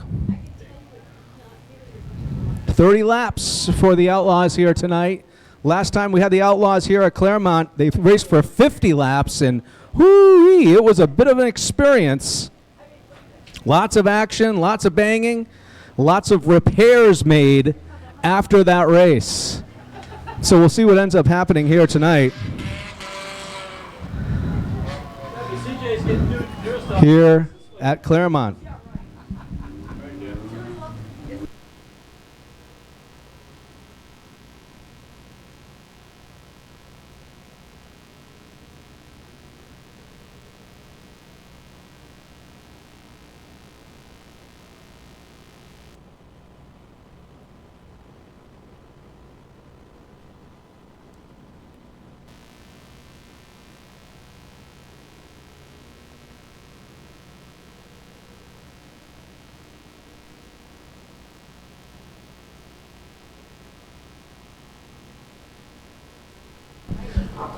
We thank McGee Toyota for providing the pace car here at Claremont Motorsports Park. Leading them out, the Brody Ledoux State Farm Outlaws. He's your local guy out of Claremont, New Hampshire, the 15 of Tyler Lescord and the Vermont Steelcraft Outlaw here tonight. To his outside, Steve Bly in the number 10. That's Steve Bly in the 10 and the JB Electric Outlaw. Second row inside the 00, Mr. Competitor Ben Poland on the outside of row number 2. Fourth one listed, Thomas Smithers in the 60, outside of row number 2. The winner 2 Fridays ago, the number 8, Guy Karen, to his outside will be Dustin Lasaikas out of Claremont, New Hampshire. Dallas Trombley in the 25 in row number 4. Travis Cass in the 32 to his outside.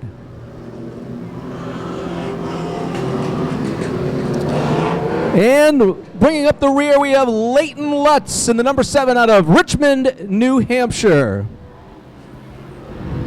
9 Outlaws racing for 30 laps here at Claremont tonight. And we have our flag man, Mr. Horton, doubling them up this time by, once again, Tyler Lescord is going to have the inside. He'll be looking for the green the next time by. Here we go, approaching the 603 Metalworks and Collision start zone. Chris Horton, wave that flag, buddy. There it is.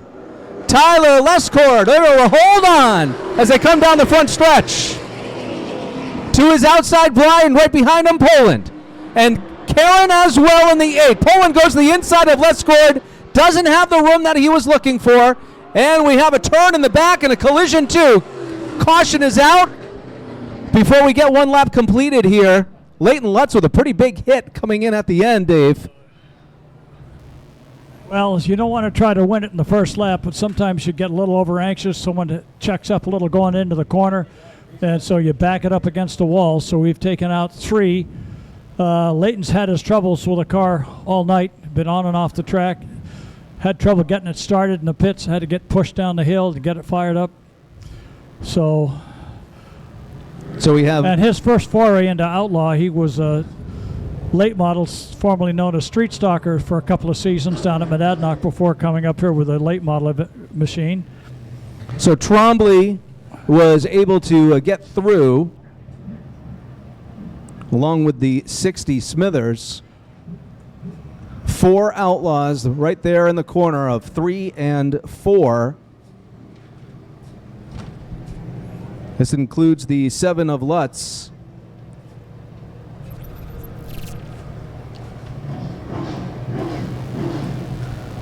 Track personnel working on the scene, and we have a red flag now, so we'll stop everyone on the track. And our focus will be, once again, in turns 3 and 4, Dave. I can't talk.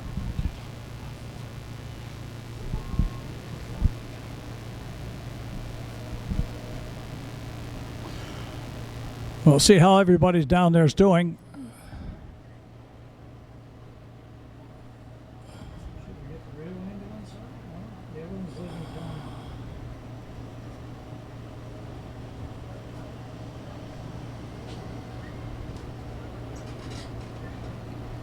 Getting a hook into the 32, that'll get them out of the way and be able to work with the other cars. Guys at the back, Travis Cass getting a shot there.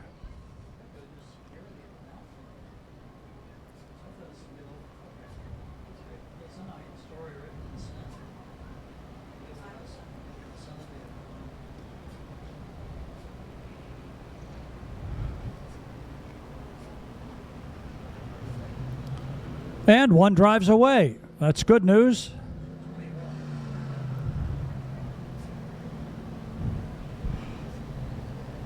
'99 of Dustin Lasakis comes out of it okay.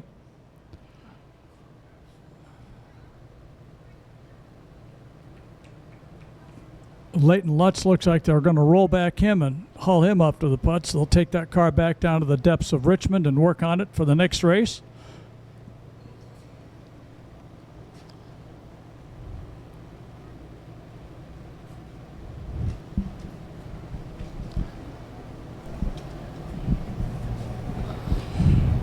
Reminder, as we have a couple of times, that we'll be back here in 2 weeks, 25th of August, for a night of racing. If you can't stand to wait that long, we'll be here tomorrow. Won't be here. We'll be at Monadnock tomorrow for the Teddy Bear Pools Triple Crown and battle for the belt for the Nestra late models. So that's actually 2 races combined into one. I'm going to speculate, unless they run 2 separate races, which I doubt they're going to do. So there'll be 2 for 1 there and going for it. Along with the Pure Stocks, I believe that the Mini Cup cars are going to be on the program, along with the Nestra Modifieds, Nestra Pure Stocks, the late models, and maybe some more. Hard to tell. Come down and see us. Racing starts at 6 tomorrow afternoon. Okay, we have the yellow flag out right now. We had the 8, the 25, the 3, the 7, the 25, and the 3 involved there. All are off the track right now, or getting there. Leighton Lutz getting pulled up onto the ramp right now. There was no official lap during the green flag. Caution came out, so we don't have an official lap in the books as of yet.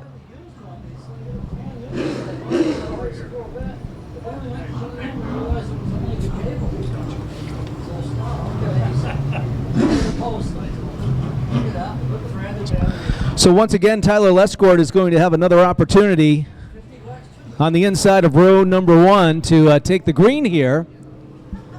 And honestly, that first attempt was right on the money for Mr. Lescord. Dave and I were talking to Tyler earlier this afternoon in the pits, asking him how he's doing, how he's feeling, and he was feeling really good, in very good spirits, even after having a couple of rough weeks here at Claremont. The last Outlaw race was pretty rough for the 15, but we were asking him how he was doing, how he was feeling, and he was happy as could be. And feeling good, feeling very healthy. Thought his spirits were really pretty good. Last time I saw him, I think, was at Monadnock last year when he was up and about, still had the halo on, and had a really positive attitude then, too. And I got to say, if you're sick or if you're injured, the one thing that gets you through it a lot faster sometimes is the positive attitude and a darn good sense of humor. It does a lot to help with the healing process. It certainly worked for him. He talked about how long he had to wear that brace. He talked about eye surgery that he ended up going through, and here he is. He's back out there in the 15 and will be leading us to green once again in just a couple of moments.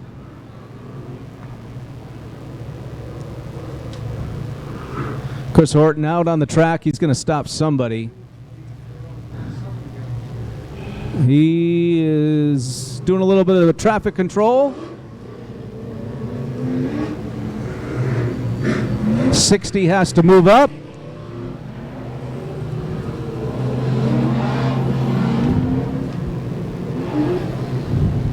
'60 of Dustin Lasaikas. I think I got that name right, finally. Lasaikas. Does that sound right? David says that sounds pretty good. We're going to go with that, and maybe we'll all be able to get the official word in victory lane. You'll never know. McGee Toyota and their Camry pace car out right now. Lights are still on.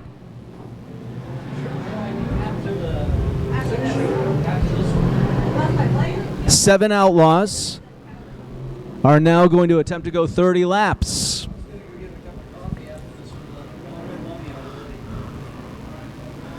And it looks as though we're going to be able to double them up this time by.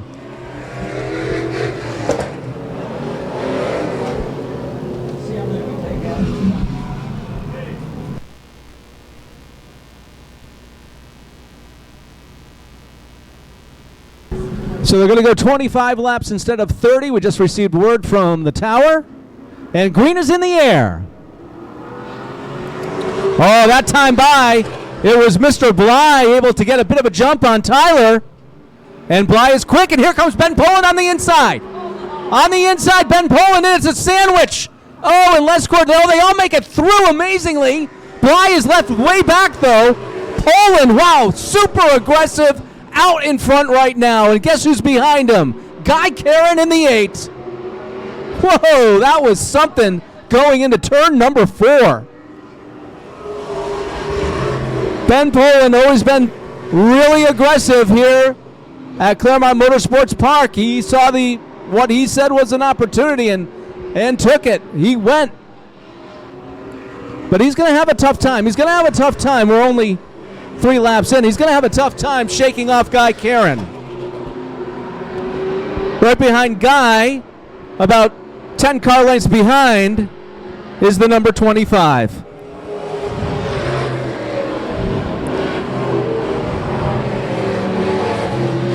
Dallas Trombley in that 25. Karen's right on his heels. Right on Poland's heels. As they go into 1 and 2.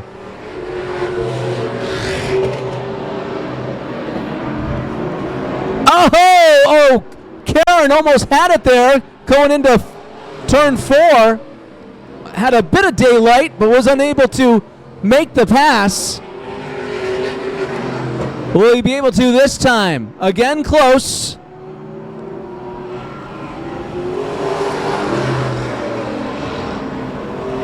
Dallas Trombley in the 25. He's pretty far back. Tyler Lescord behind him. No, here we go. Karen to the inside, coming out of 4, and it's a drag race.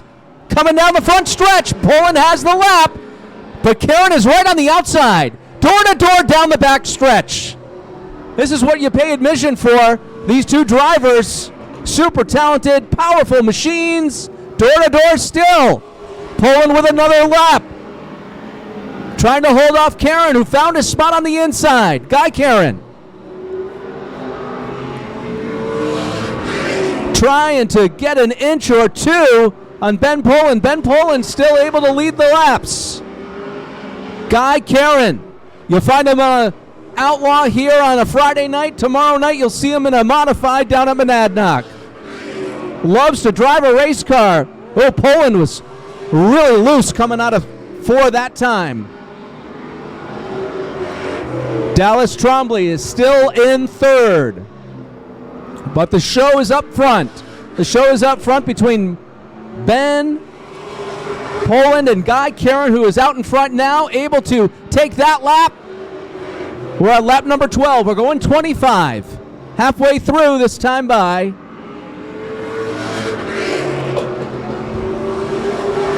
Guy Karen. Guy Karen won our last Outlaw feature here at Claremont 2 weeks ago. He's trying to add another trophy to the case, another first place win. Is he going to be able to do it?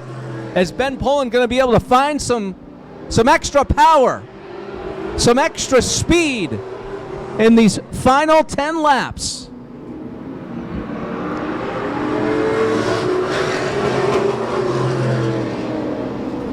Lap traffic stays outside for the leaders. Dallas Trombley still in 3rd out of Rutland, Vermont.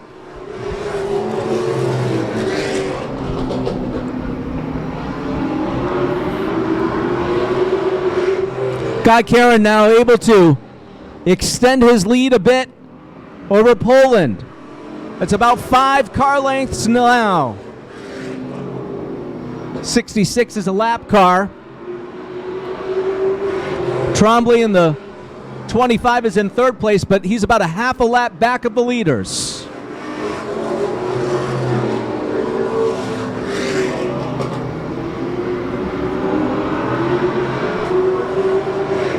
The Outlaw Division. The Brody Ledoux State Farm Outlaws here at Claremont Motorsports Park.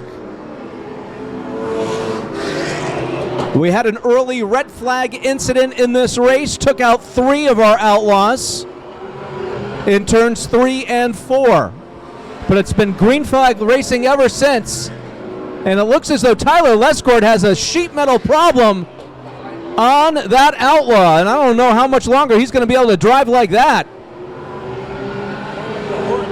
The hood is almost completely up, David. And a big piece of sheet metal is coming off the side too. And he's staying out there amazingly. Oh, we have Dallas Trombley in the 25 with a problem, and the 10 of Bly smacks right into him, right in the front stretch. Dallas Trombley was coming out of turn number 4. He was having a trouble, and Bly had no time in which to react, to get out of the way, hit him head on, right in front of the flag stand. Oh, man. Well, there's something around the track, unless that black stripe has been there all this time and I didn't see it.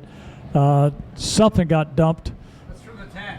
The 10 made contact. He dropped water. He's gone. That's going to put Karen and Poland together again on the restart with the 60 of Tom Smithers and who else? Yeah, I think we have 3 left. We went from a scheduled start of a dozen cars, one of which was disqualified and 2 of which were wrecked before they got started. 2 more were wrecked at the beginning of the race. And finally, Leighton Lutz's luck has run out on him as well.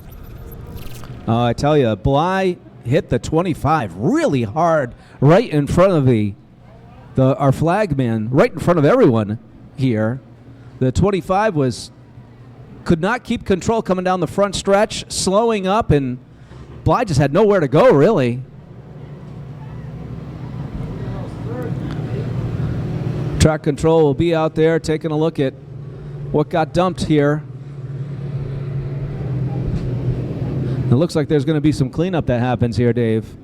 Well, you're looking at the main groove they're going to take to set up to go into turn 1 and get low off of turn 4, and it's stuff all the way around there. The guys after the pure stock race said that it was still a little slick over 3 and 4. I think Cody Sabins referred to that in the post-race interview. That it's still a little slick, certainly for pure stocks, without a whole lot of tire surface to work with, as opposed to these guys who are running on much wider tires. Less slick over there now, but it's going to be pretty crazy here for the 6 cylinders and the Aztec Modifieds coming up next. Oh, definitely. Yeah, a lot of action happens right there, right where, oh man, they are cleaning up. Tyler Lescord ran like 3 laps with his hood up. I don't know if you noticed. The whole thing just sort of like, I don't know if he bumped into somebody and it just loosened it up. Now he's gone up pit road. He's got time. Yeah, he definitely has time to get out back. There was some sheet metal that was coming off the front of his car as well, along with the hood. Got to get some tie downs for that hood. Duct tape. And rip that good old-fashioned 200-mile-an-hour tape. It'll do the job perfectly. Wow, long line of speedy dry that they have to throw down here at Claremont Motorsports Park here tonight. This is going to take a little bit as they get the 25 on the hook. I saw the 25 spinning and really loose coming out of 4. I don't know. I didn't see if anything happened if he was coming into 4, but oh man, he was definitely in trouble. I can only imagine the reaction of Bly when the 25 was sitting right there in front of him.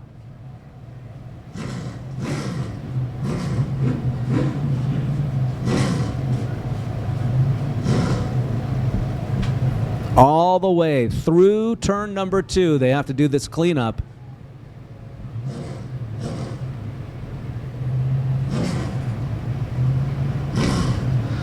So our 2 favorite drivers here tonight in row number 1, the number 8 of Guy Karen, Ben Poland in the 00, they're going to have some time to sit there, think about how they're going to do this restart, what they need to do.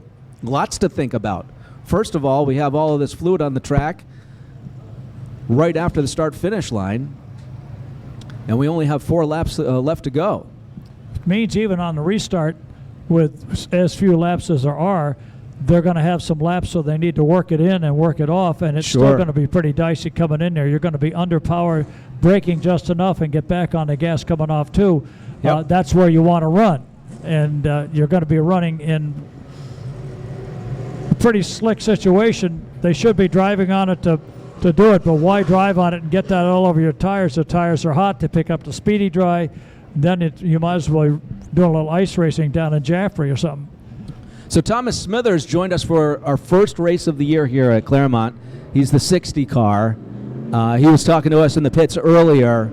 Ended up blowing their engine that day. they've been basically spending the summer building that car back up to be race ready here tonight. And so far they've been able to survive this survival of the fittest race here at Claremont. Well, if nothing else, if Lescord or somebody else, a couple of these guys get back in to provide some racing, it looks like one has returned. Yep, we have the 99 joining us. Dustin Lussick. So we got 4 out. Let's see if anybody else can get down out of the pits. If Tyler can get things buttoned up on his car, he could join us.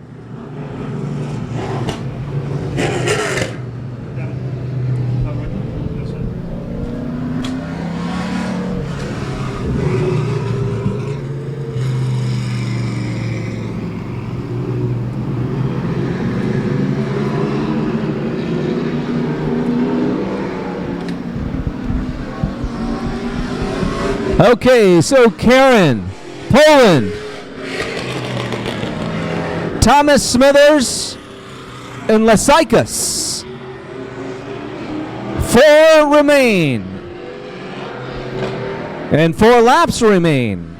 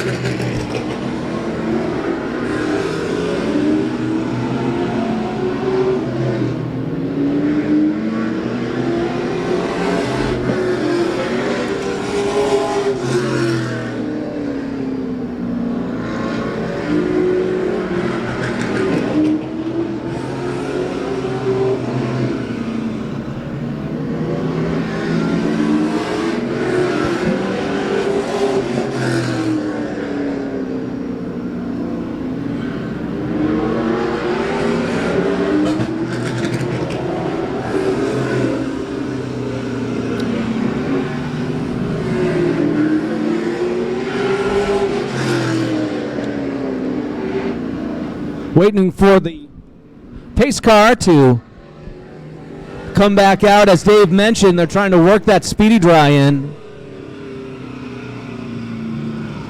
Not only for the 4 laps that are remaining in this race, but also for our next 2 features. Well, I think the thing that's going to be interesting is to watch what happens with the 2 guys fighting for the lead between Karen and Poland, because the one place they want to get the car set up to really get a good run is going into 1 and 2. And that, in spite of their efforts, is going to be a little bit of a skating rink. They've all been trying to see what it's like on their line going in, only they're not going to be going in single file. Yep, I guess they are. Single file start. That'll make the chances of a last lap. That is not what Ben Poland wanted to see. He did not want a single file start, but that is the call from race control as the McGee Toyota Camry pace car exits as they approach the 603 Metalworks and Collision restart zone. The green flag is in the air. Guy Karen out in front. Ben Poland has just a couple laps to try to make a big pass. Oh, Poland is right on his heels. Karen able to stay out front. Working off of turn 2, Poland drifts back about a half a car length, coming into the back bumper of Karen off of turn 4. 3 laps to go. They've solved the speed. Whoa, Poland sliding off the turn all the way around, and the caution is out.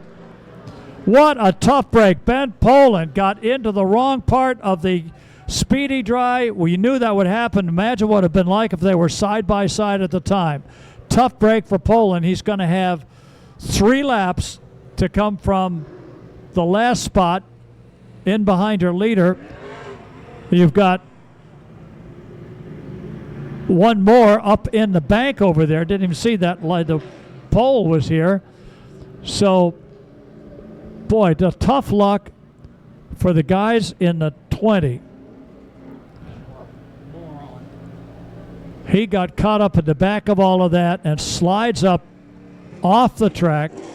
They blew an engine here when they came up the first time this year. They had a shot at a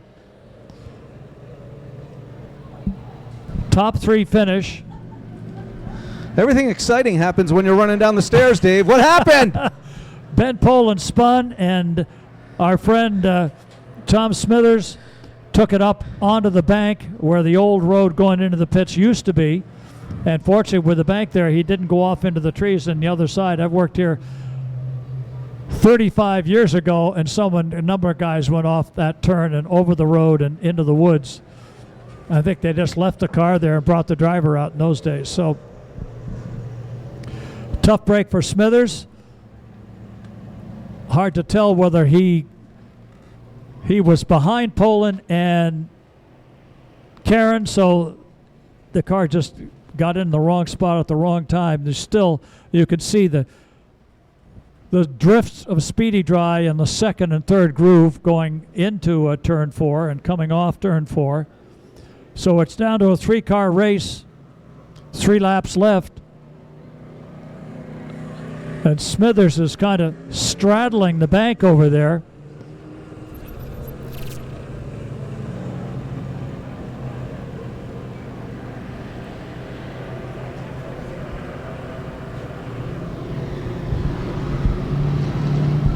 Still to come, feature number 2 for the 6-shooters.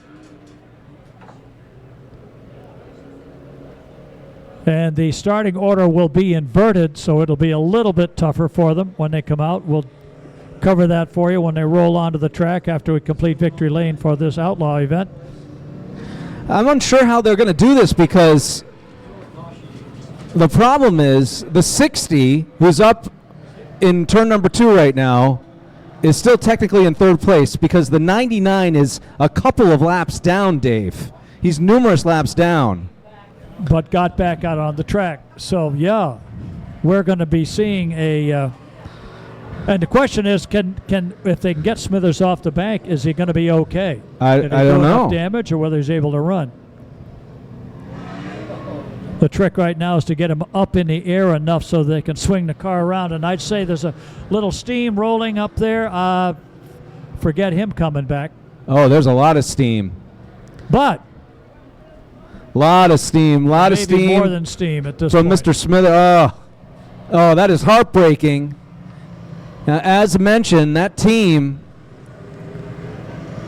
joining us for our first race ended up having a super rough night, and they've been spending months trying to get back out here. And for this race to end like that for Smithers, oh man, Thomas Smithers out of Rutland, Vermont. Who's Well, now, left out on the track? It depends on how many laps down the 99 is. I think the 99 left the track a couple of times. So And if he's I believe he's more than we 5 have 3 laps down. left. If he's more than 3 laps down, technically I would think Smithers would still be third, Right, even so though the- he doesn't finish the race. One of the problems is that the 99 doesn't have a transponder and is not being scored on the scoreboard. So he's being hand scored right now up in the tower. So they'll have to count how many laps he was off for and how many laps down he is to see to try and get an official finish here.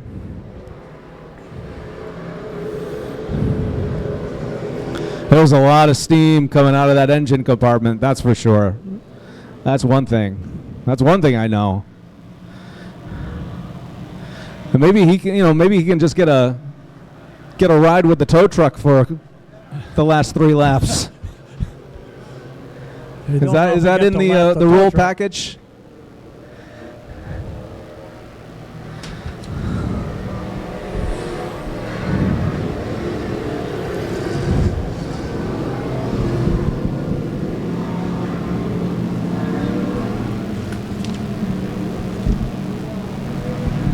About where the 99 is where the 00 got up just a little high in the back end, just swapped places with him and turned him around in the corner to bring out the caution.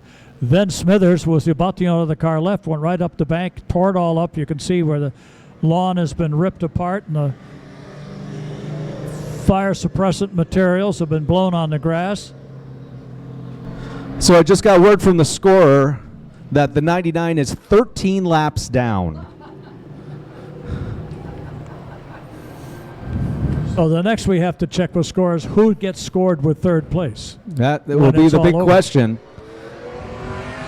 Here we go. We're going green anyway. Single file restart for who's left. That was a flying restart.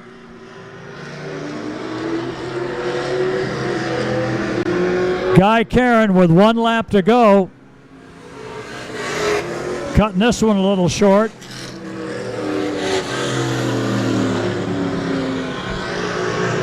Guy Karen, Ben Poland.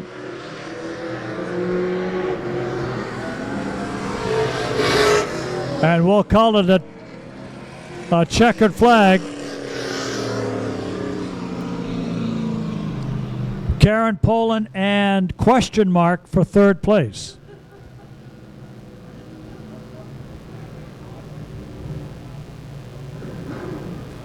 Technically, Smithers finishes just a few laps behind the leaders. The 99 was laps down. The fact he's on the track doesn't, I think, necessarily make him third.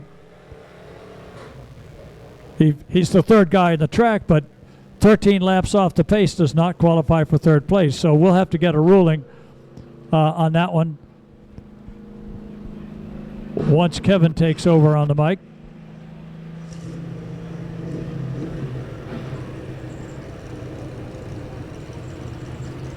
Ben just had the worst luck. He was in second anyway and wound up in second anyway, even after the mishap. Here he comes, Dave. Your Brody Ledoux Outlaw winner for tonight, Guy Karen in the 8.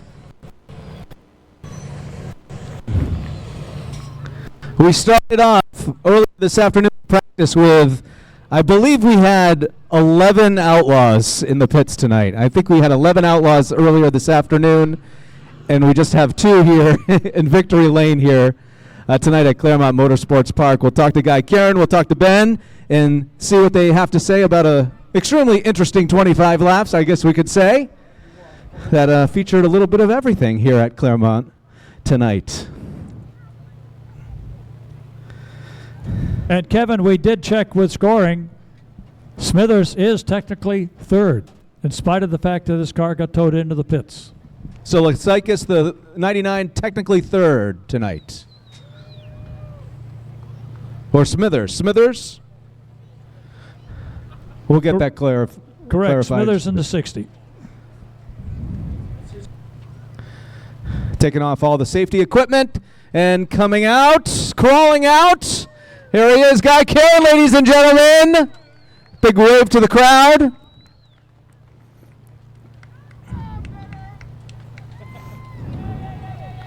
Guy Karen, #1 tonight in the Outlaws.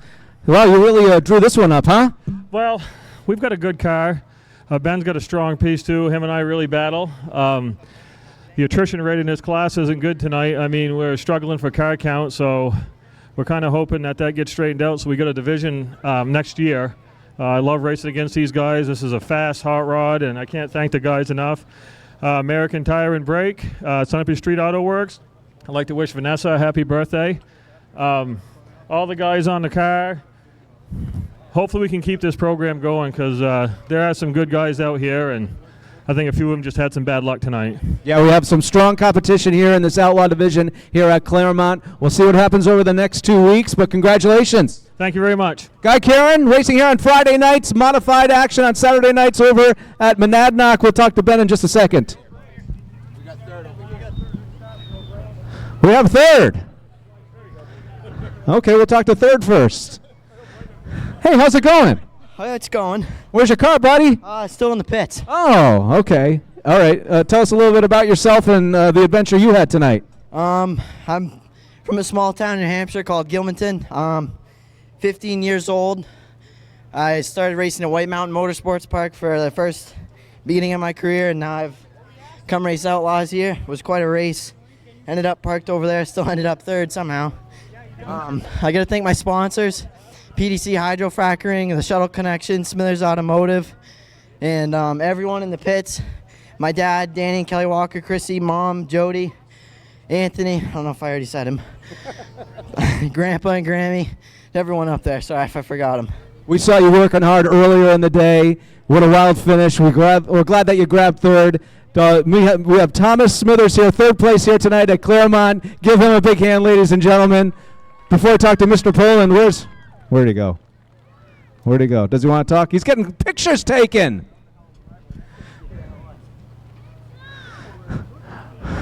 A handshake between first and second place. What do you say, Ben? I mean that was something. So last race we were tight before we broke, and tonight we're loose. So we didn't quite have enough for Mr. Karen again. We ended up losing the brakes there at the last restart. That's what the little round and round out of 2 was. But I'm glad we finished the race. It's a bummer that it was so rough. We really need these guys to keep their race cars on the racetrack so we can keep a division and race. Guy and I have a blast, and the more cars we can build and the more competitive it is, the more fun it is for everyone. Who's this little guy right here? That is my middle son, Easton. Hi, Easton. Hi, it's the big race car. He does, a very fast race car. Who else you thinking tonight, my friend? First and foremost, I got to thank my dad and my uncle. Those 2 guys, it's been the 3 of us for 20 some odd years now. It's a family event, and we have a lot of fun at it. So I got to thank them first. RSB Chassis, Rich up to RSB. Those guys do excellent work. I got to thank Jimmy Zulo over at Zulo Fab, and anybody I'm forgetting at the moment. All right, it's okay. It's been a wild night. Are we going to do the 50-50 right now, or we're going to have a photo, or? $279.50 going out to the winner tonight. Expect me to read that? I can't. I can't either.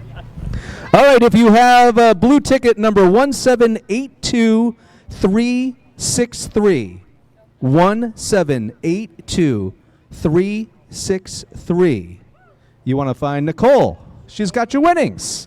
Hey, we're going to be back with the six shooters. It's double featured night tonight here at Claremont for the six shooters. All right, six shooters.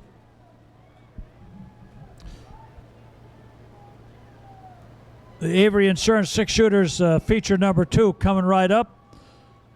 They'll invert the order of the start from the finish of the first race.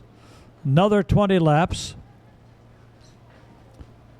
Mr. Shaw can come from the back to the front and pick up win number 2, or will it be the Millers?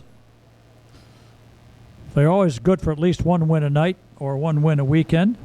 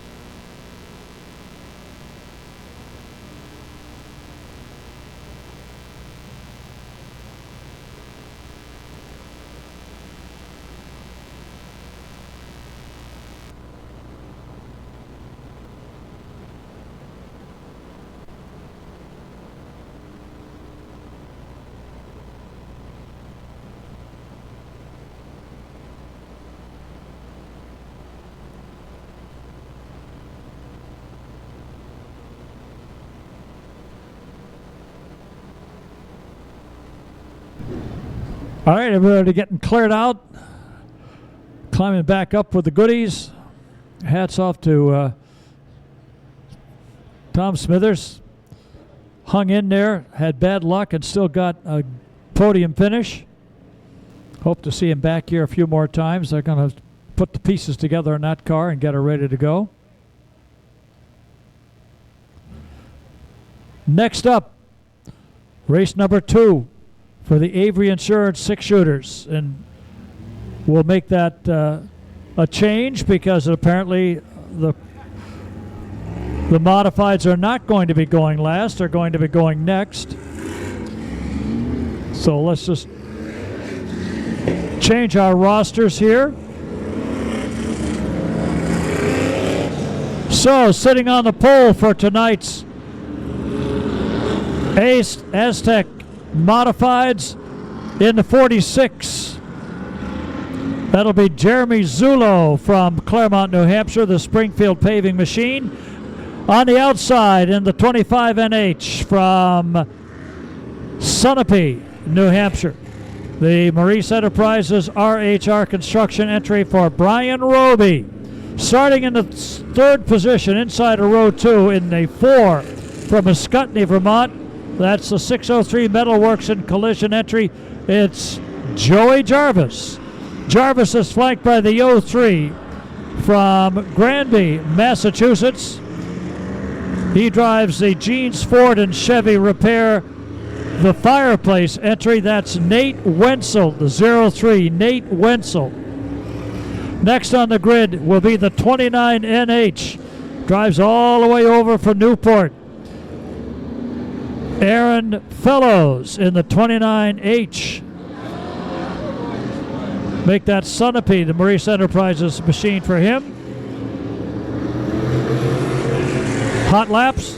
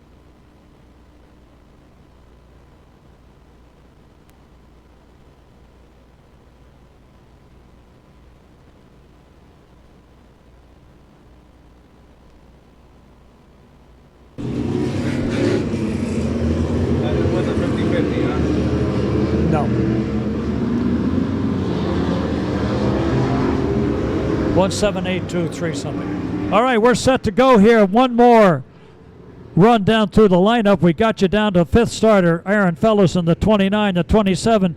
That'll be Mike Smith out of Sunapee, New Hampshire. Next on the grid in the 2, Tyler Leary from Hatfield, Massachusetts in the Triton Automotive entry.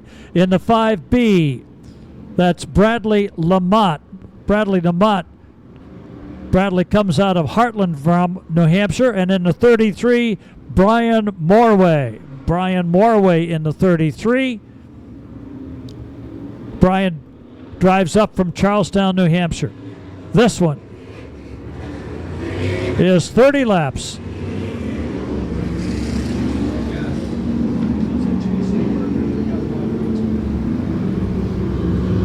Yep, 30 laps, pace car, up pit road. Here they come. Zulo, Roby, bring them down into the restart zone. They got the green, we got the go. Roby takes them down into turn 1, off turn 2. They're side by side. Roby drops down in front of Zulo, leads him off turn 4. He'll lead lap 1. Roby, Zulo, Joey Jarvis rubbing tires with Nate Wenzel off of turn 2. Here comes Aaron Fellows up the inside. That's the place to be. Brian Roby, Jeremy Zulo, Joey Jarvis, Aaron Fellows, Nate Wenzel, your top 5. Mike Smith goes 6th. 7th is Leary. 8th is Lamott. And 9th is Moray. They've got them strung out now. Bumper tag off of turn 4. Roby hoping to lead all the way. Nate Wenzel gets inside the 4. Dives low underneath Jarvis, going for 4th place. Battle 4th, 5, and 6. Jarvis gets pushed high. Wenzel moves into 4th. Mike Smith follows him through. Meanwhile, up front, it's Roby, Zulo, Fellows, then Wenzel, Smith, Jarvis, Leary. Leary's got a ways to go if he wants to double up with victories 2 weekends in a row. He won last week at Monadnock in his other car.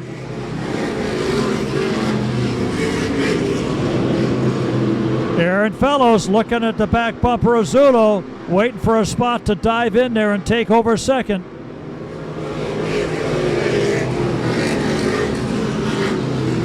Roby comfortably in first place.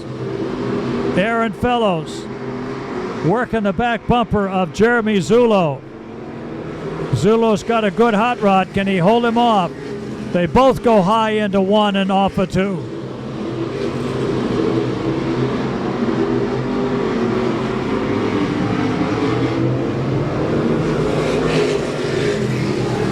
Aaron Fellows looking for a mistake by Zulo to get by and take over second spot. A little tap going into the corner does not upset the 46.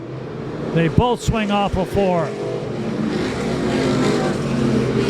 Fellows finds daylight in 2 and takes over the second spot. Going in, coming out, he's got to make a run for Roby now. Aaron Fellows in second. Zulo kicked back to 3rd. Wenzel 4th. The battle for 5th right now is Smith and Jarvis. Jarvis lost the spot, trying to get it back. Smith goes in hard. Jarvis right in below him. Still fighting for 5th place as they cross the stripe. Roby, Fellows, and Zulo now. Trouble on the 33. Caution is out. He bounces off the wall.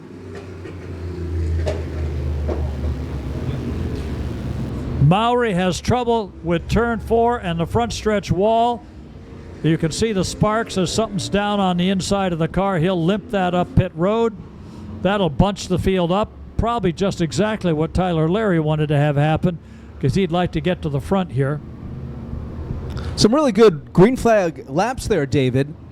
Pretty impressive how Zulo was holding on to second as hard as he could, but Aaron Fellows was trying every which way to get past him and grab that second spot.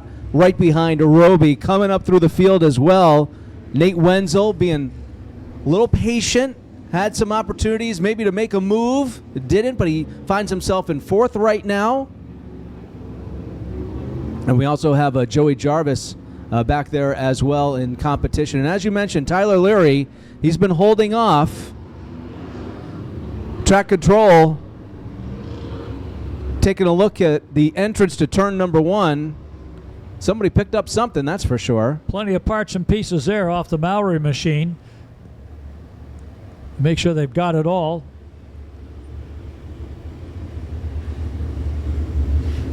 What you don't want to have happen is to drive over something that cuts a tire down going into turn 1, because you got a choice, the wall or the sandbank.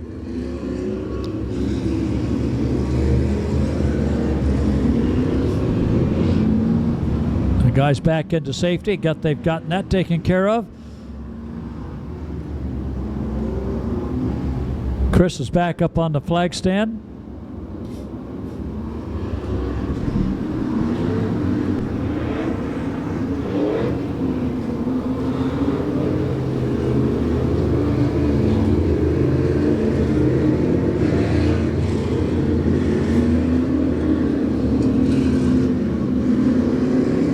Right now, still unofficially, you've got Brian Roby on the point. Aaron Fellows has moved up to 2nd spot. He'll be starting on the outside. Zulo has a chance to get his spot back. He'll be the inside of row 2. You'll have Wenzel outside of him. Then it's Mike Smith and Joey Jarvis, Tyler Leary, and Bradley Lamont as they squared away going into turn 1 and 2. Aaron just trying to see how that surface is there as he goes in a little bit. McGee Toyota pace car up pit road. Modifieds hit the 603 Metalworks in collision. Restart zone, hit the green. Here we go. Wenzel drops out of 4th place and slides into 3rd place. Going down the backstretch. He's got a shot to get in underneath the 29. Both of them come sliding off the corner. Fellows was a little wiggly, got up there high, loses the spot, comes right back on the switch, right back up the inside of turn 3. It's still Roby. Fellows back to 2nd, Wenzel 3rd, Zulo 4th, and Joey Jarvis running in 5th. Then it's Mike Smith, Leary, and Lamont.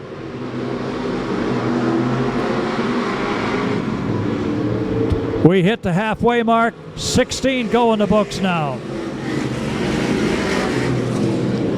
Brian Roby and Aaron Fellows back ready to do battle. Fellows getting into 3 just a little bit better than the other cars, but loses it coming off of 4. Gains ground in 2. Wenzel starting to fall back a little bit. Zulo and Jarvis might have a shot at him.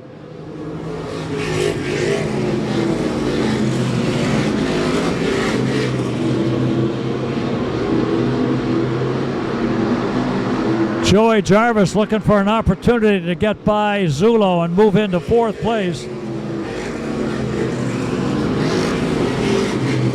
Still trying to set him up.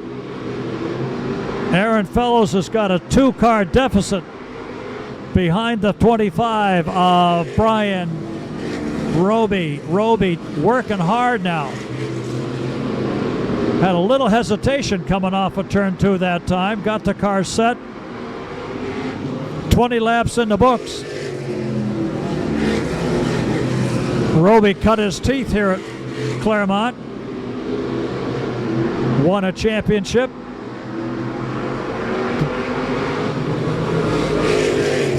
Both Roby and Fellows using all the racetrack they need. No cutting corners. The more perfect circle you make, the faster you can go. Fellows is beginning to chip away.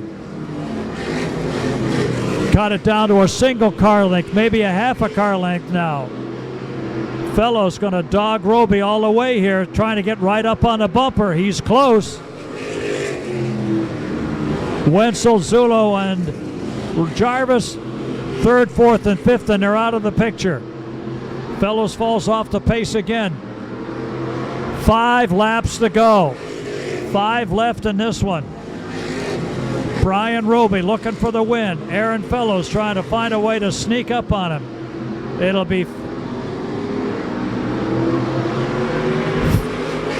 Roby, Fellows, Wenzel, and Zulo. Wenzel and Zulo could settle third place here.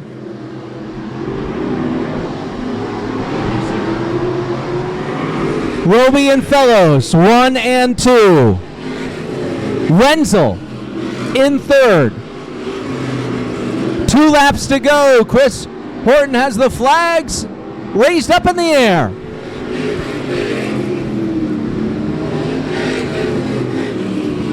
Roby a good distance and out in front of Fellows. Wenzel pretty far back. He's trying to hold off Zulo. Zulo, then Joey Jarvis. White flag as Brian Roby takes his final lap around. He comes down the back stretch. And out of turn number 4, Brian Roby. A winner here tonight in the Ace Tech Modifieds at Claremont Motorsports Park. It's Aaron Fellows in second place. It's Nate Wenzel in third. Zulo in fourth. Joey Jarvis coming in 5th place. 30 laps are in the books. And Dave Sutherland is on his way down to talk to tonight's top 3 drivers in the Ace Tech Modifieds here at Claremont Motorsports Park. We've got one more race to go after we talk to the top 3 here tonight. We have the 6-shooter race coming up in just a bit. As Mr. Roby takes his victory lap around Claremont. Another win for Roby.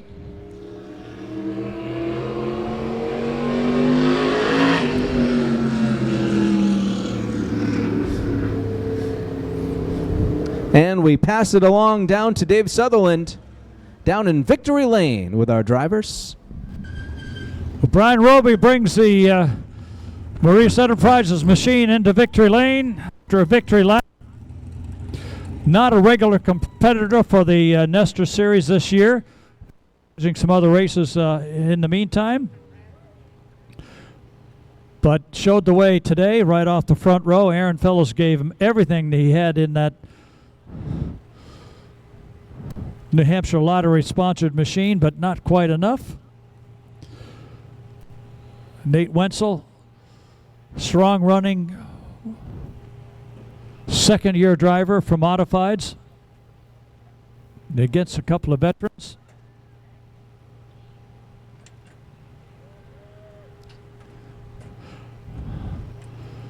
Give Brian a chance to get equipment off, window down, picture with Miss M. By the way, you can always go to her website on SmugBug and order pictures if you need them.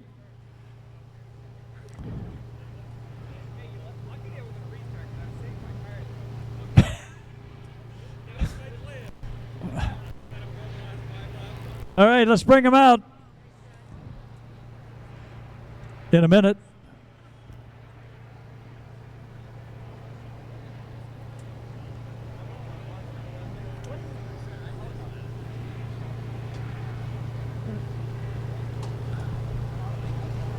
Here he comes, Brian Roby, your winner tonight.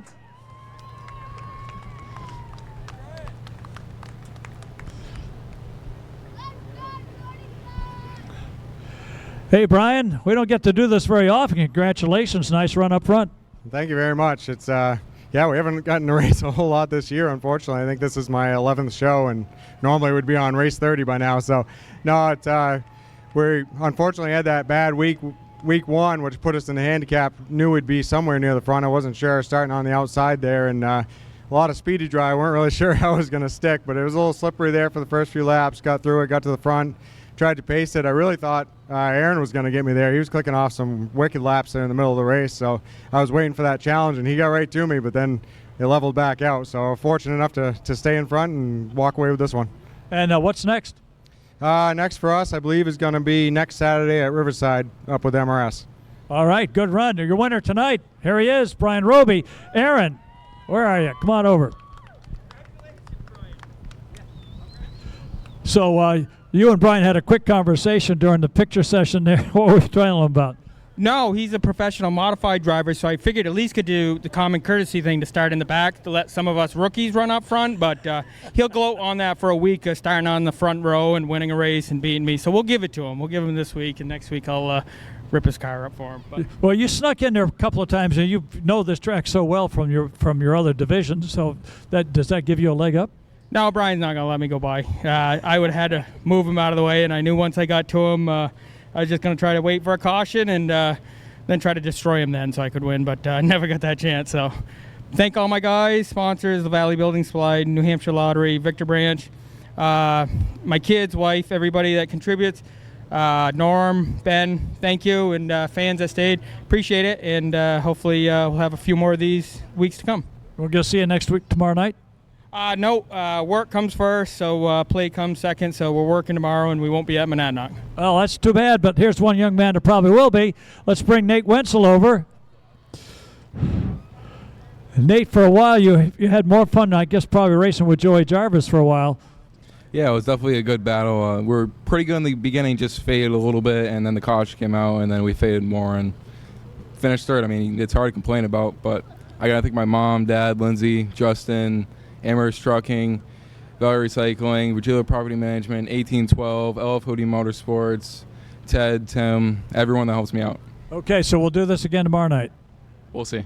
We'll see. That's it. Your top three on the podium tonight here in our Nestor Modified event.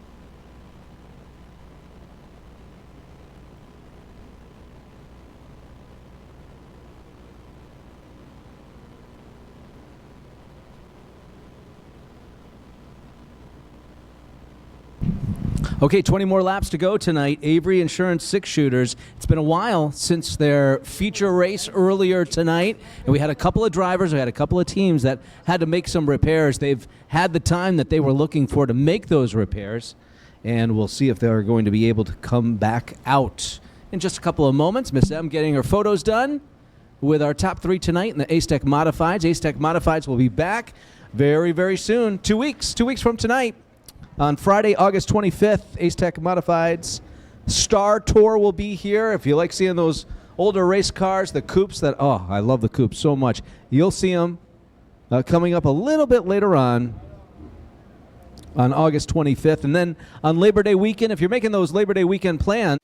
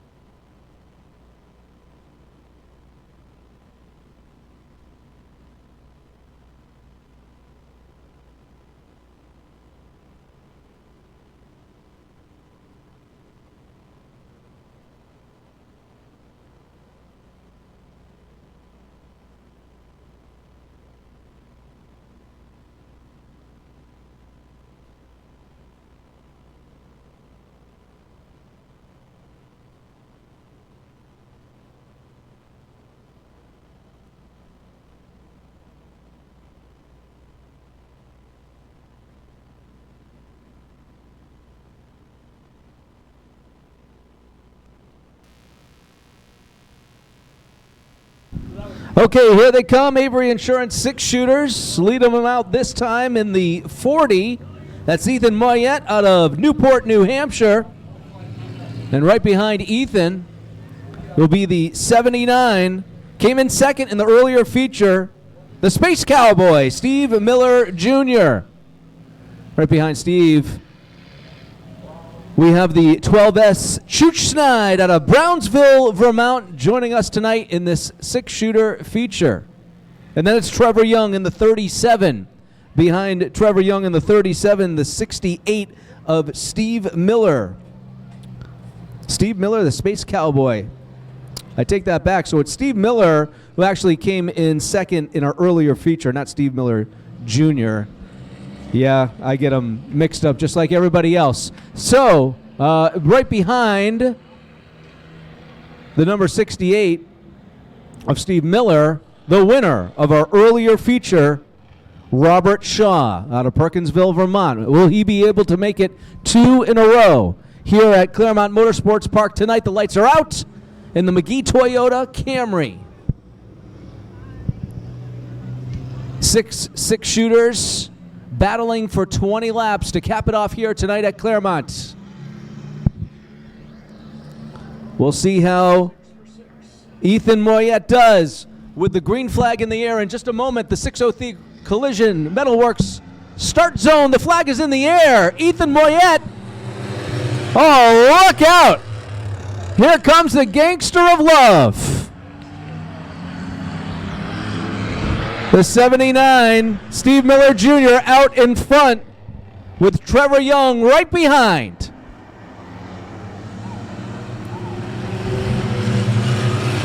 Steve Miller Jr. Oh, wow, and we have a couple of cars going a little wild there into turn number 2. The 07, he said he was serious in victory lane earlier. Robert Shaw now up to 3rd place. In our earlier feature, Steve Miller Jr. had some problems. He was in the back of the field, had a really hard time getting to the front. And Robert Shaw ended up taking the victory.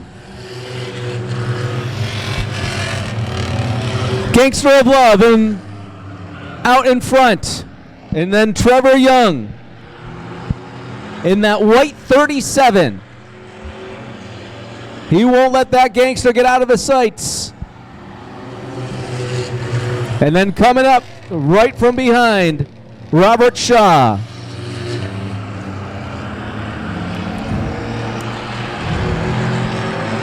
To the inside, Trevor Young. Oh, now they're racing door to door. Trevor Young getting that lap. And he is able to make the pass on Steve Miller Jr. Trevor Young. Here he goes, leading that lap. Steve Miller Jr. right behind. And then Robert Shaw.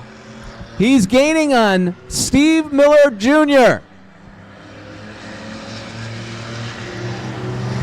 Robert Shaw, winner of our earlier race this evening. It's double feature night here at Claremont for the Avery Insurance 6-shooters.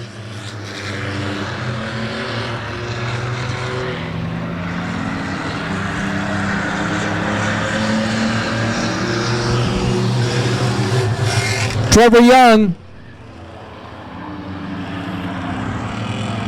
remains out in front. Shaw trying to find a little bit of extra speed to pass the Gangster of Love. Not necessarily finding it in these past couple of laps, although he has made up some distance since the beginning of the race. Started last in the beginning of the race.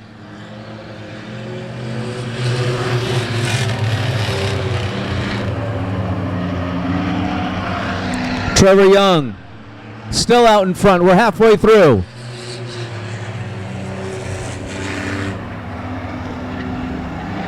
Gangster of Love holding on in the 79.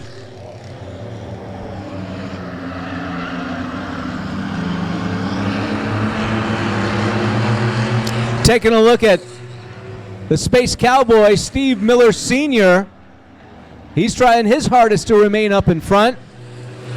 It's got 8 laps to try to make a move to get on the podium.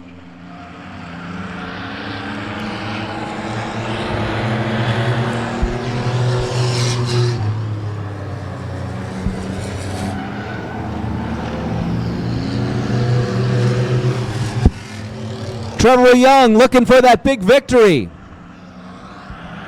He's been on the podium tonight. He's been on the podium earlier this season, but looking for that big win.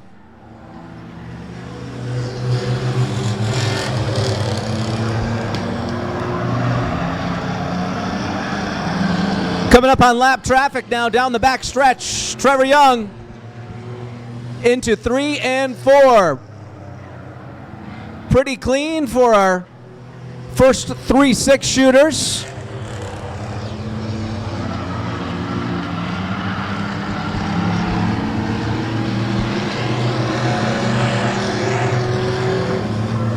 Five laps remaining. We've gone all green flags so far. Trevor Young out in front. Steve Miller Jr. in second. Our earlier winner, Robert Shaw in third. Steve Miller Sr. in fourth.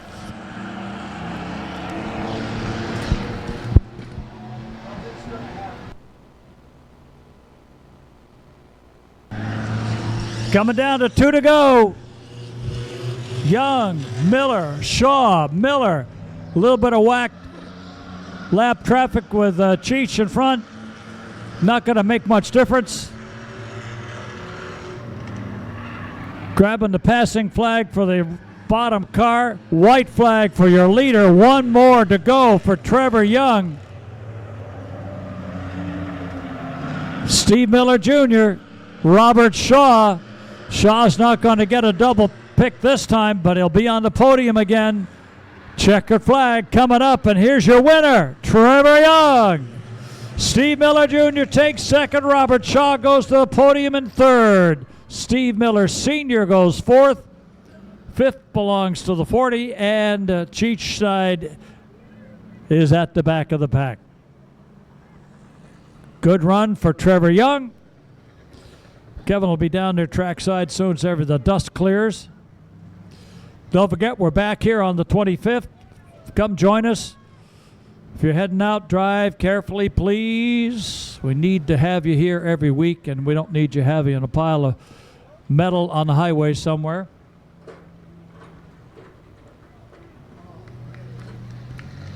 Our thanks again to all the folks across the backstretch billboards who do so much to help support racing here at Claremont Motorsport Park. Without them and without your patronage of them, we wouldn't be able to do what we do here on Friday nights.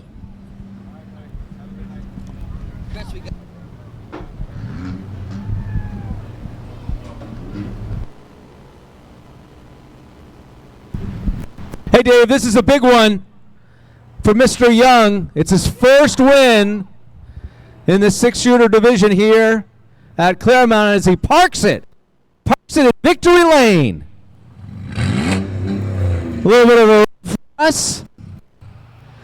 And we're going to talk to him in just a couple of moments as he gets out, gets the appropriate photos. We got some young fans here.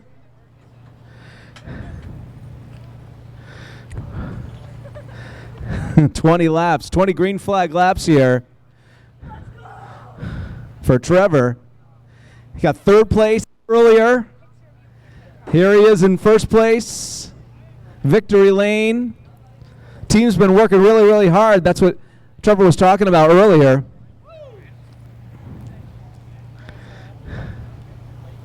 There he is. He's got the checkered flag, and he is psyched. Trevor Young, come on over. Oh, man, you got out front early, and here you are. Big win tonight. Yeah, it's awesome. I can't believe it. I thought I'd have some company there, and I have no idea. These cars don't have mirrors, so you just never know. And just try to be smooth and hit your marks and make sure you don't get yourself in trouble. So we stayed out front. That was awesome. Yeah, thanks for giving us a clean race. We've been looking for a clean race tonight, and you delivered. Yeah, well, I don't know where anybody was to even pressure me, or if they could have got to the bumper. I have no idea. So it's awesome. This was great. Again, I got to thank Chris Judd, Judd's Automotive, Scotty Cool Ranch, McDonald. My wife and kids are here tonight. Super special for me. So. Oh, I bet. Savor this, man. Yeah, definitely. Thanks a lot. Oh, you bet. Trevor Young, he's in first place here tonight. Avery Insurance 6 shooters. Oh, he's got a big grin on his face. Look at this guy. We'll talk to Gangsta. How are you, man? How you doing? Not bad. You know, I just messed up in 1 and 2, and Trevor capitalized on it, but that's the way it goes. I got to give a big thank you to all the fans that stayed out to watch us. I love having a freaking crowded house here, but you know, it was fun. It's always fun. It's good to run with clean people like Trevor here, and I got to thank Smoking Hogs. He's out in the stands right now. Jesus Christ, I'm forgetting. It's okay. Think about it. Fired Up Pizza, Judd's Automotive. That'll do for now. All right, that'll do for now. Steve Miller Jr. comes in second place tonight in our double features. And it was 2 podium finishes tonight for Mr. Shaw. Third place for our second one. Hey, man, how we doing? It was all green flags, so I know you were out there trying the hardest you could. The biggest problem that I have is when we race after the modifieds. They got some alien rubber that these street tires do not like. And it's slippery. It is what it is. I got my right front a little too warm and ran out of go juice. All right. These things happen. So what's next for your race team? What's the next big one for you? My race team consists of me and my wife, who pays for all this. And we're going to go home. Yeah, see, I have her listed right here. The old lady is your sponsor. Yeah, sponsored by the old lady. I know she's up there. She can hear me, too. Sponsored by the old lady. All right. Robert Shaw, third place here tonight at Claremont. We're going to see you 2 Fridays from now for some more racing fun at Claremont Motorsports Park. We'll see you soon.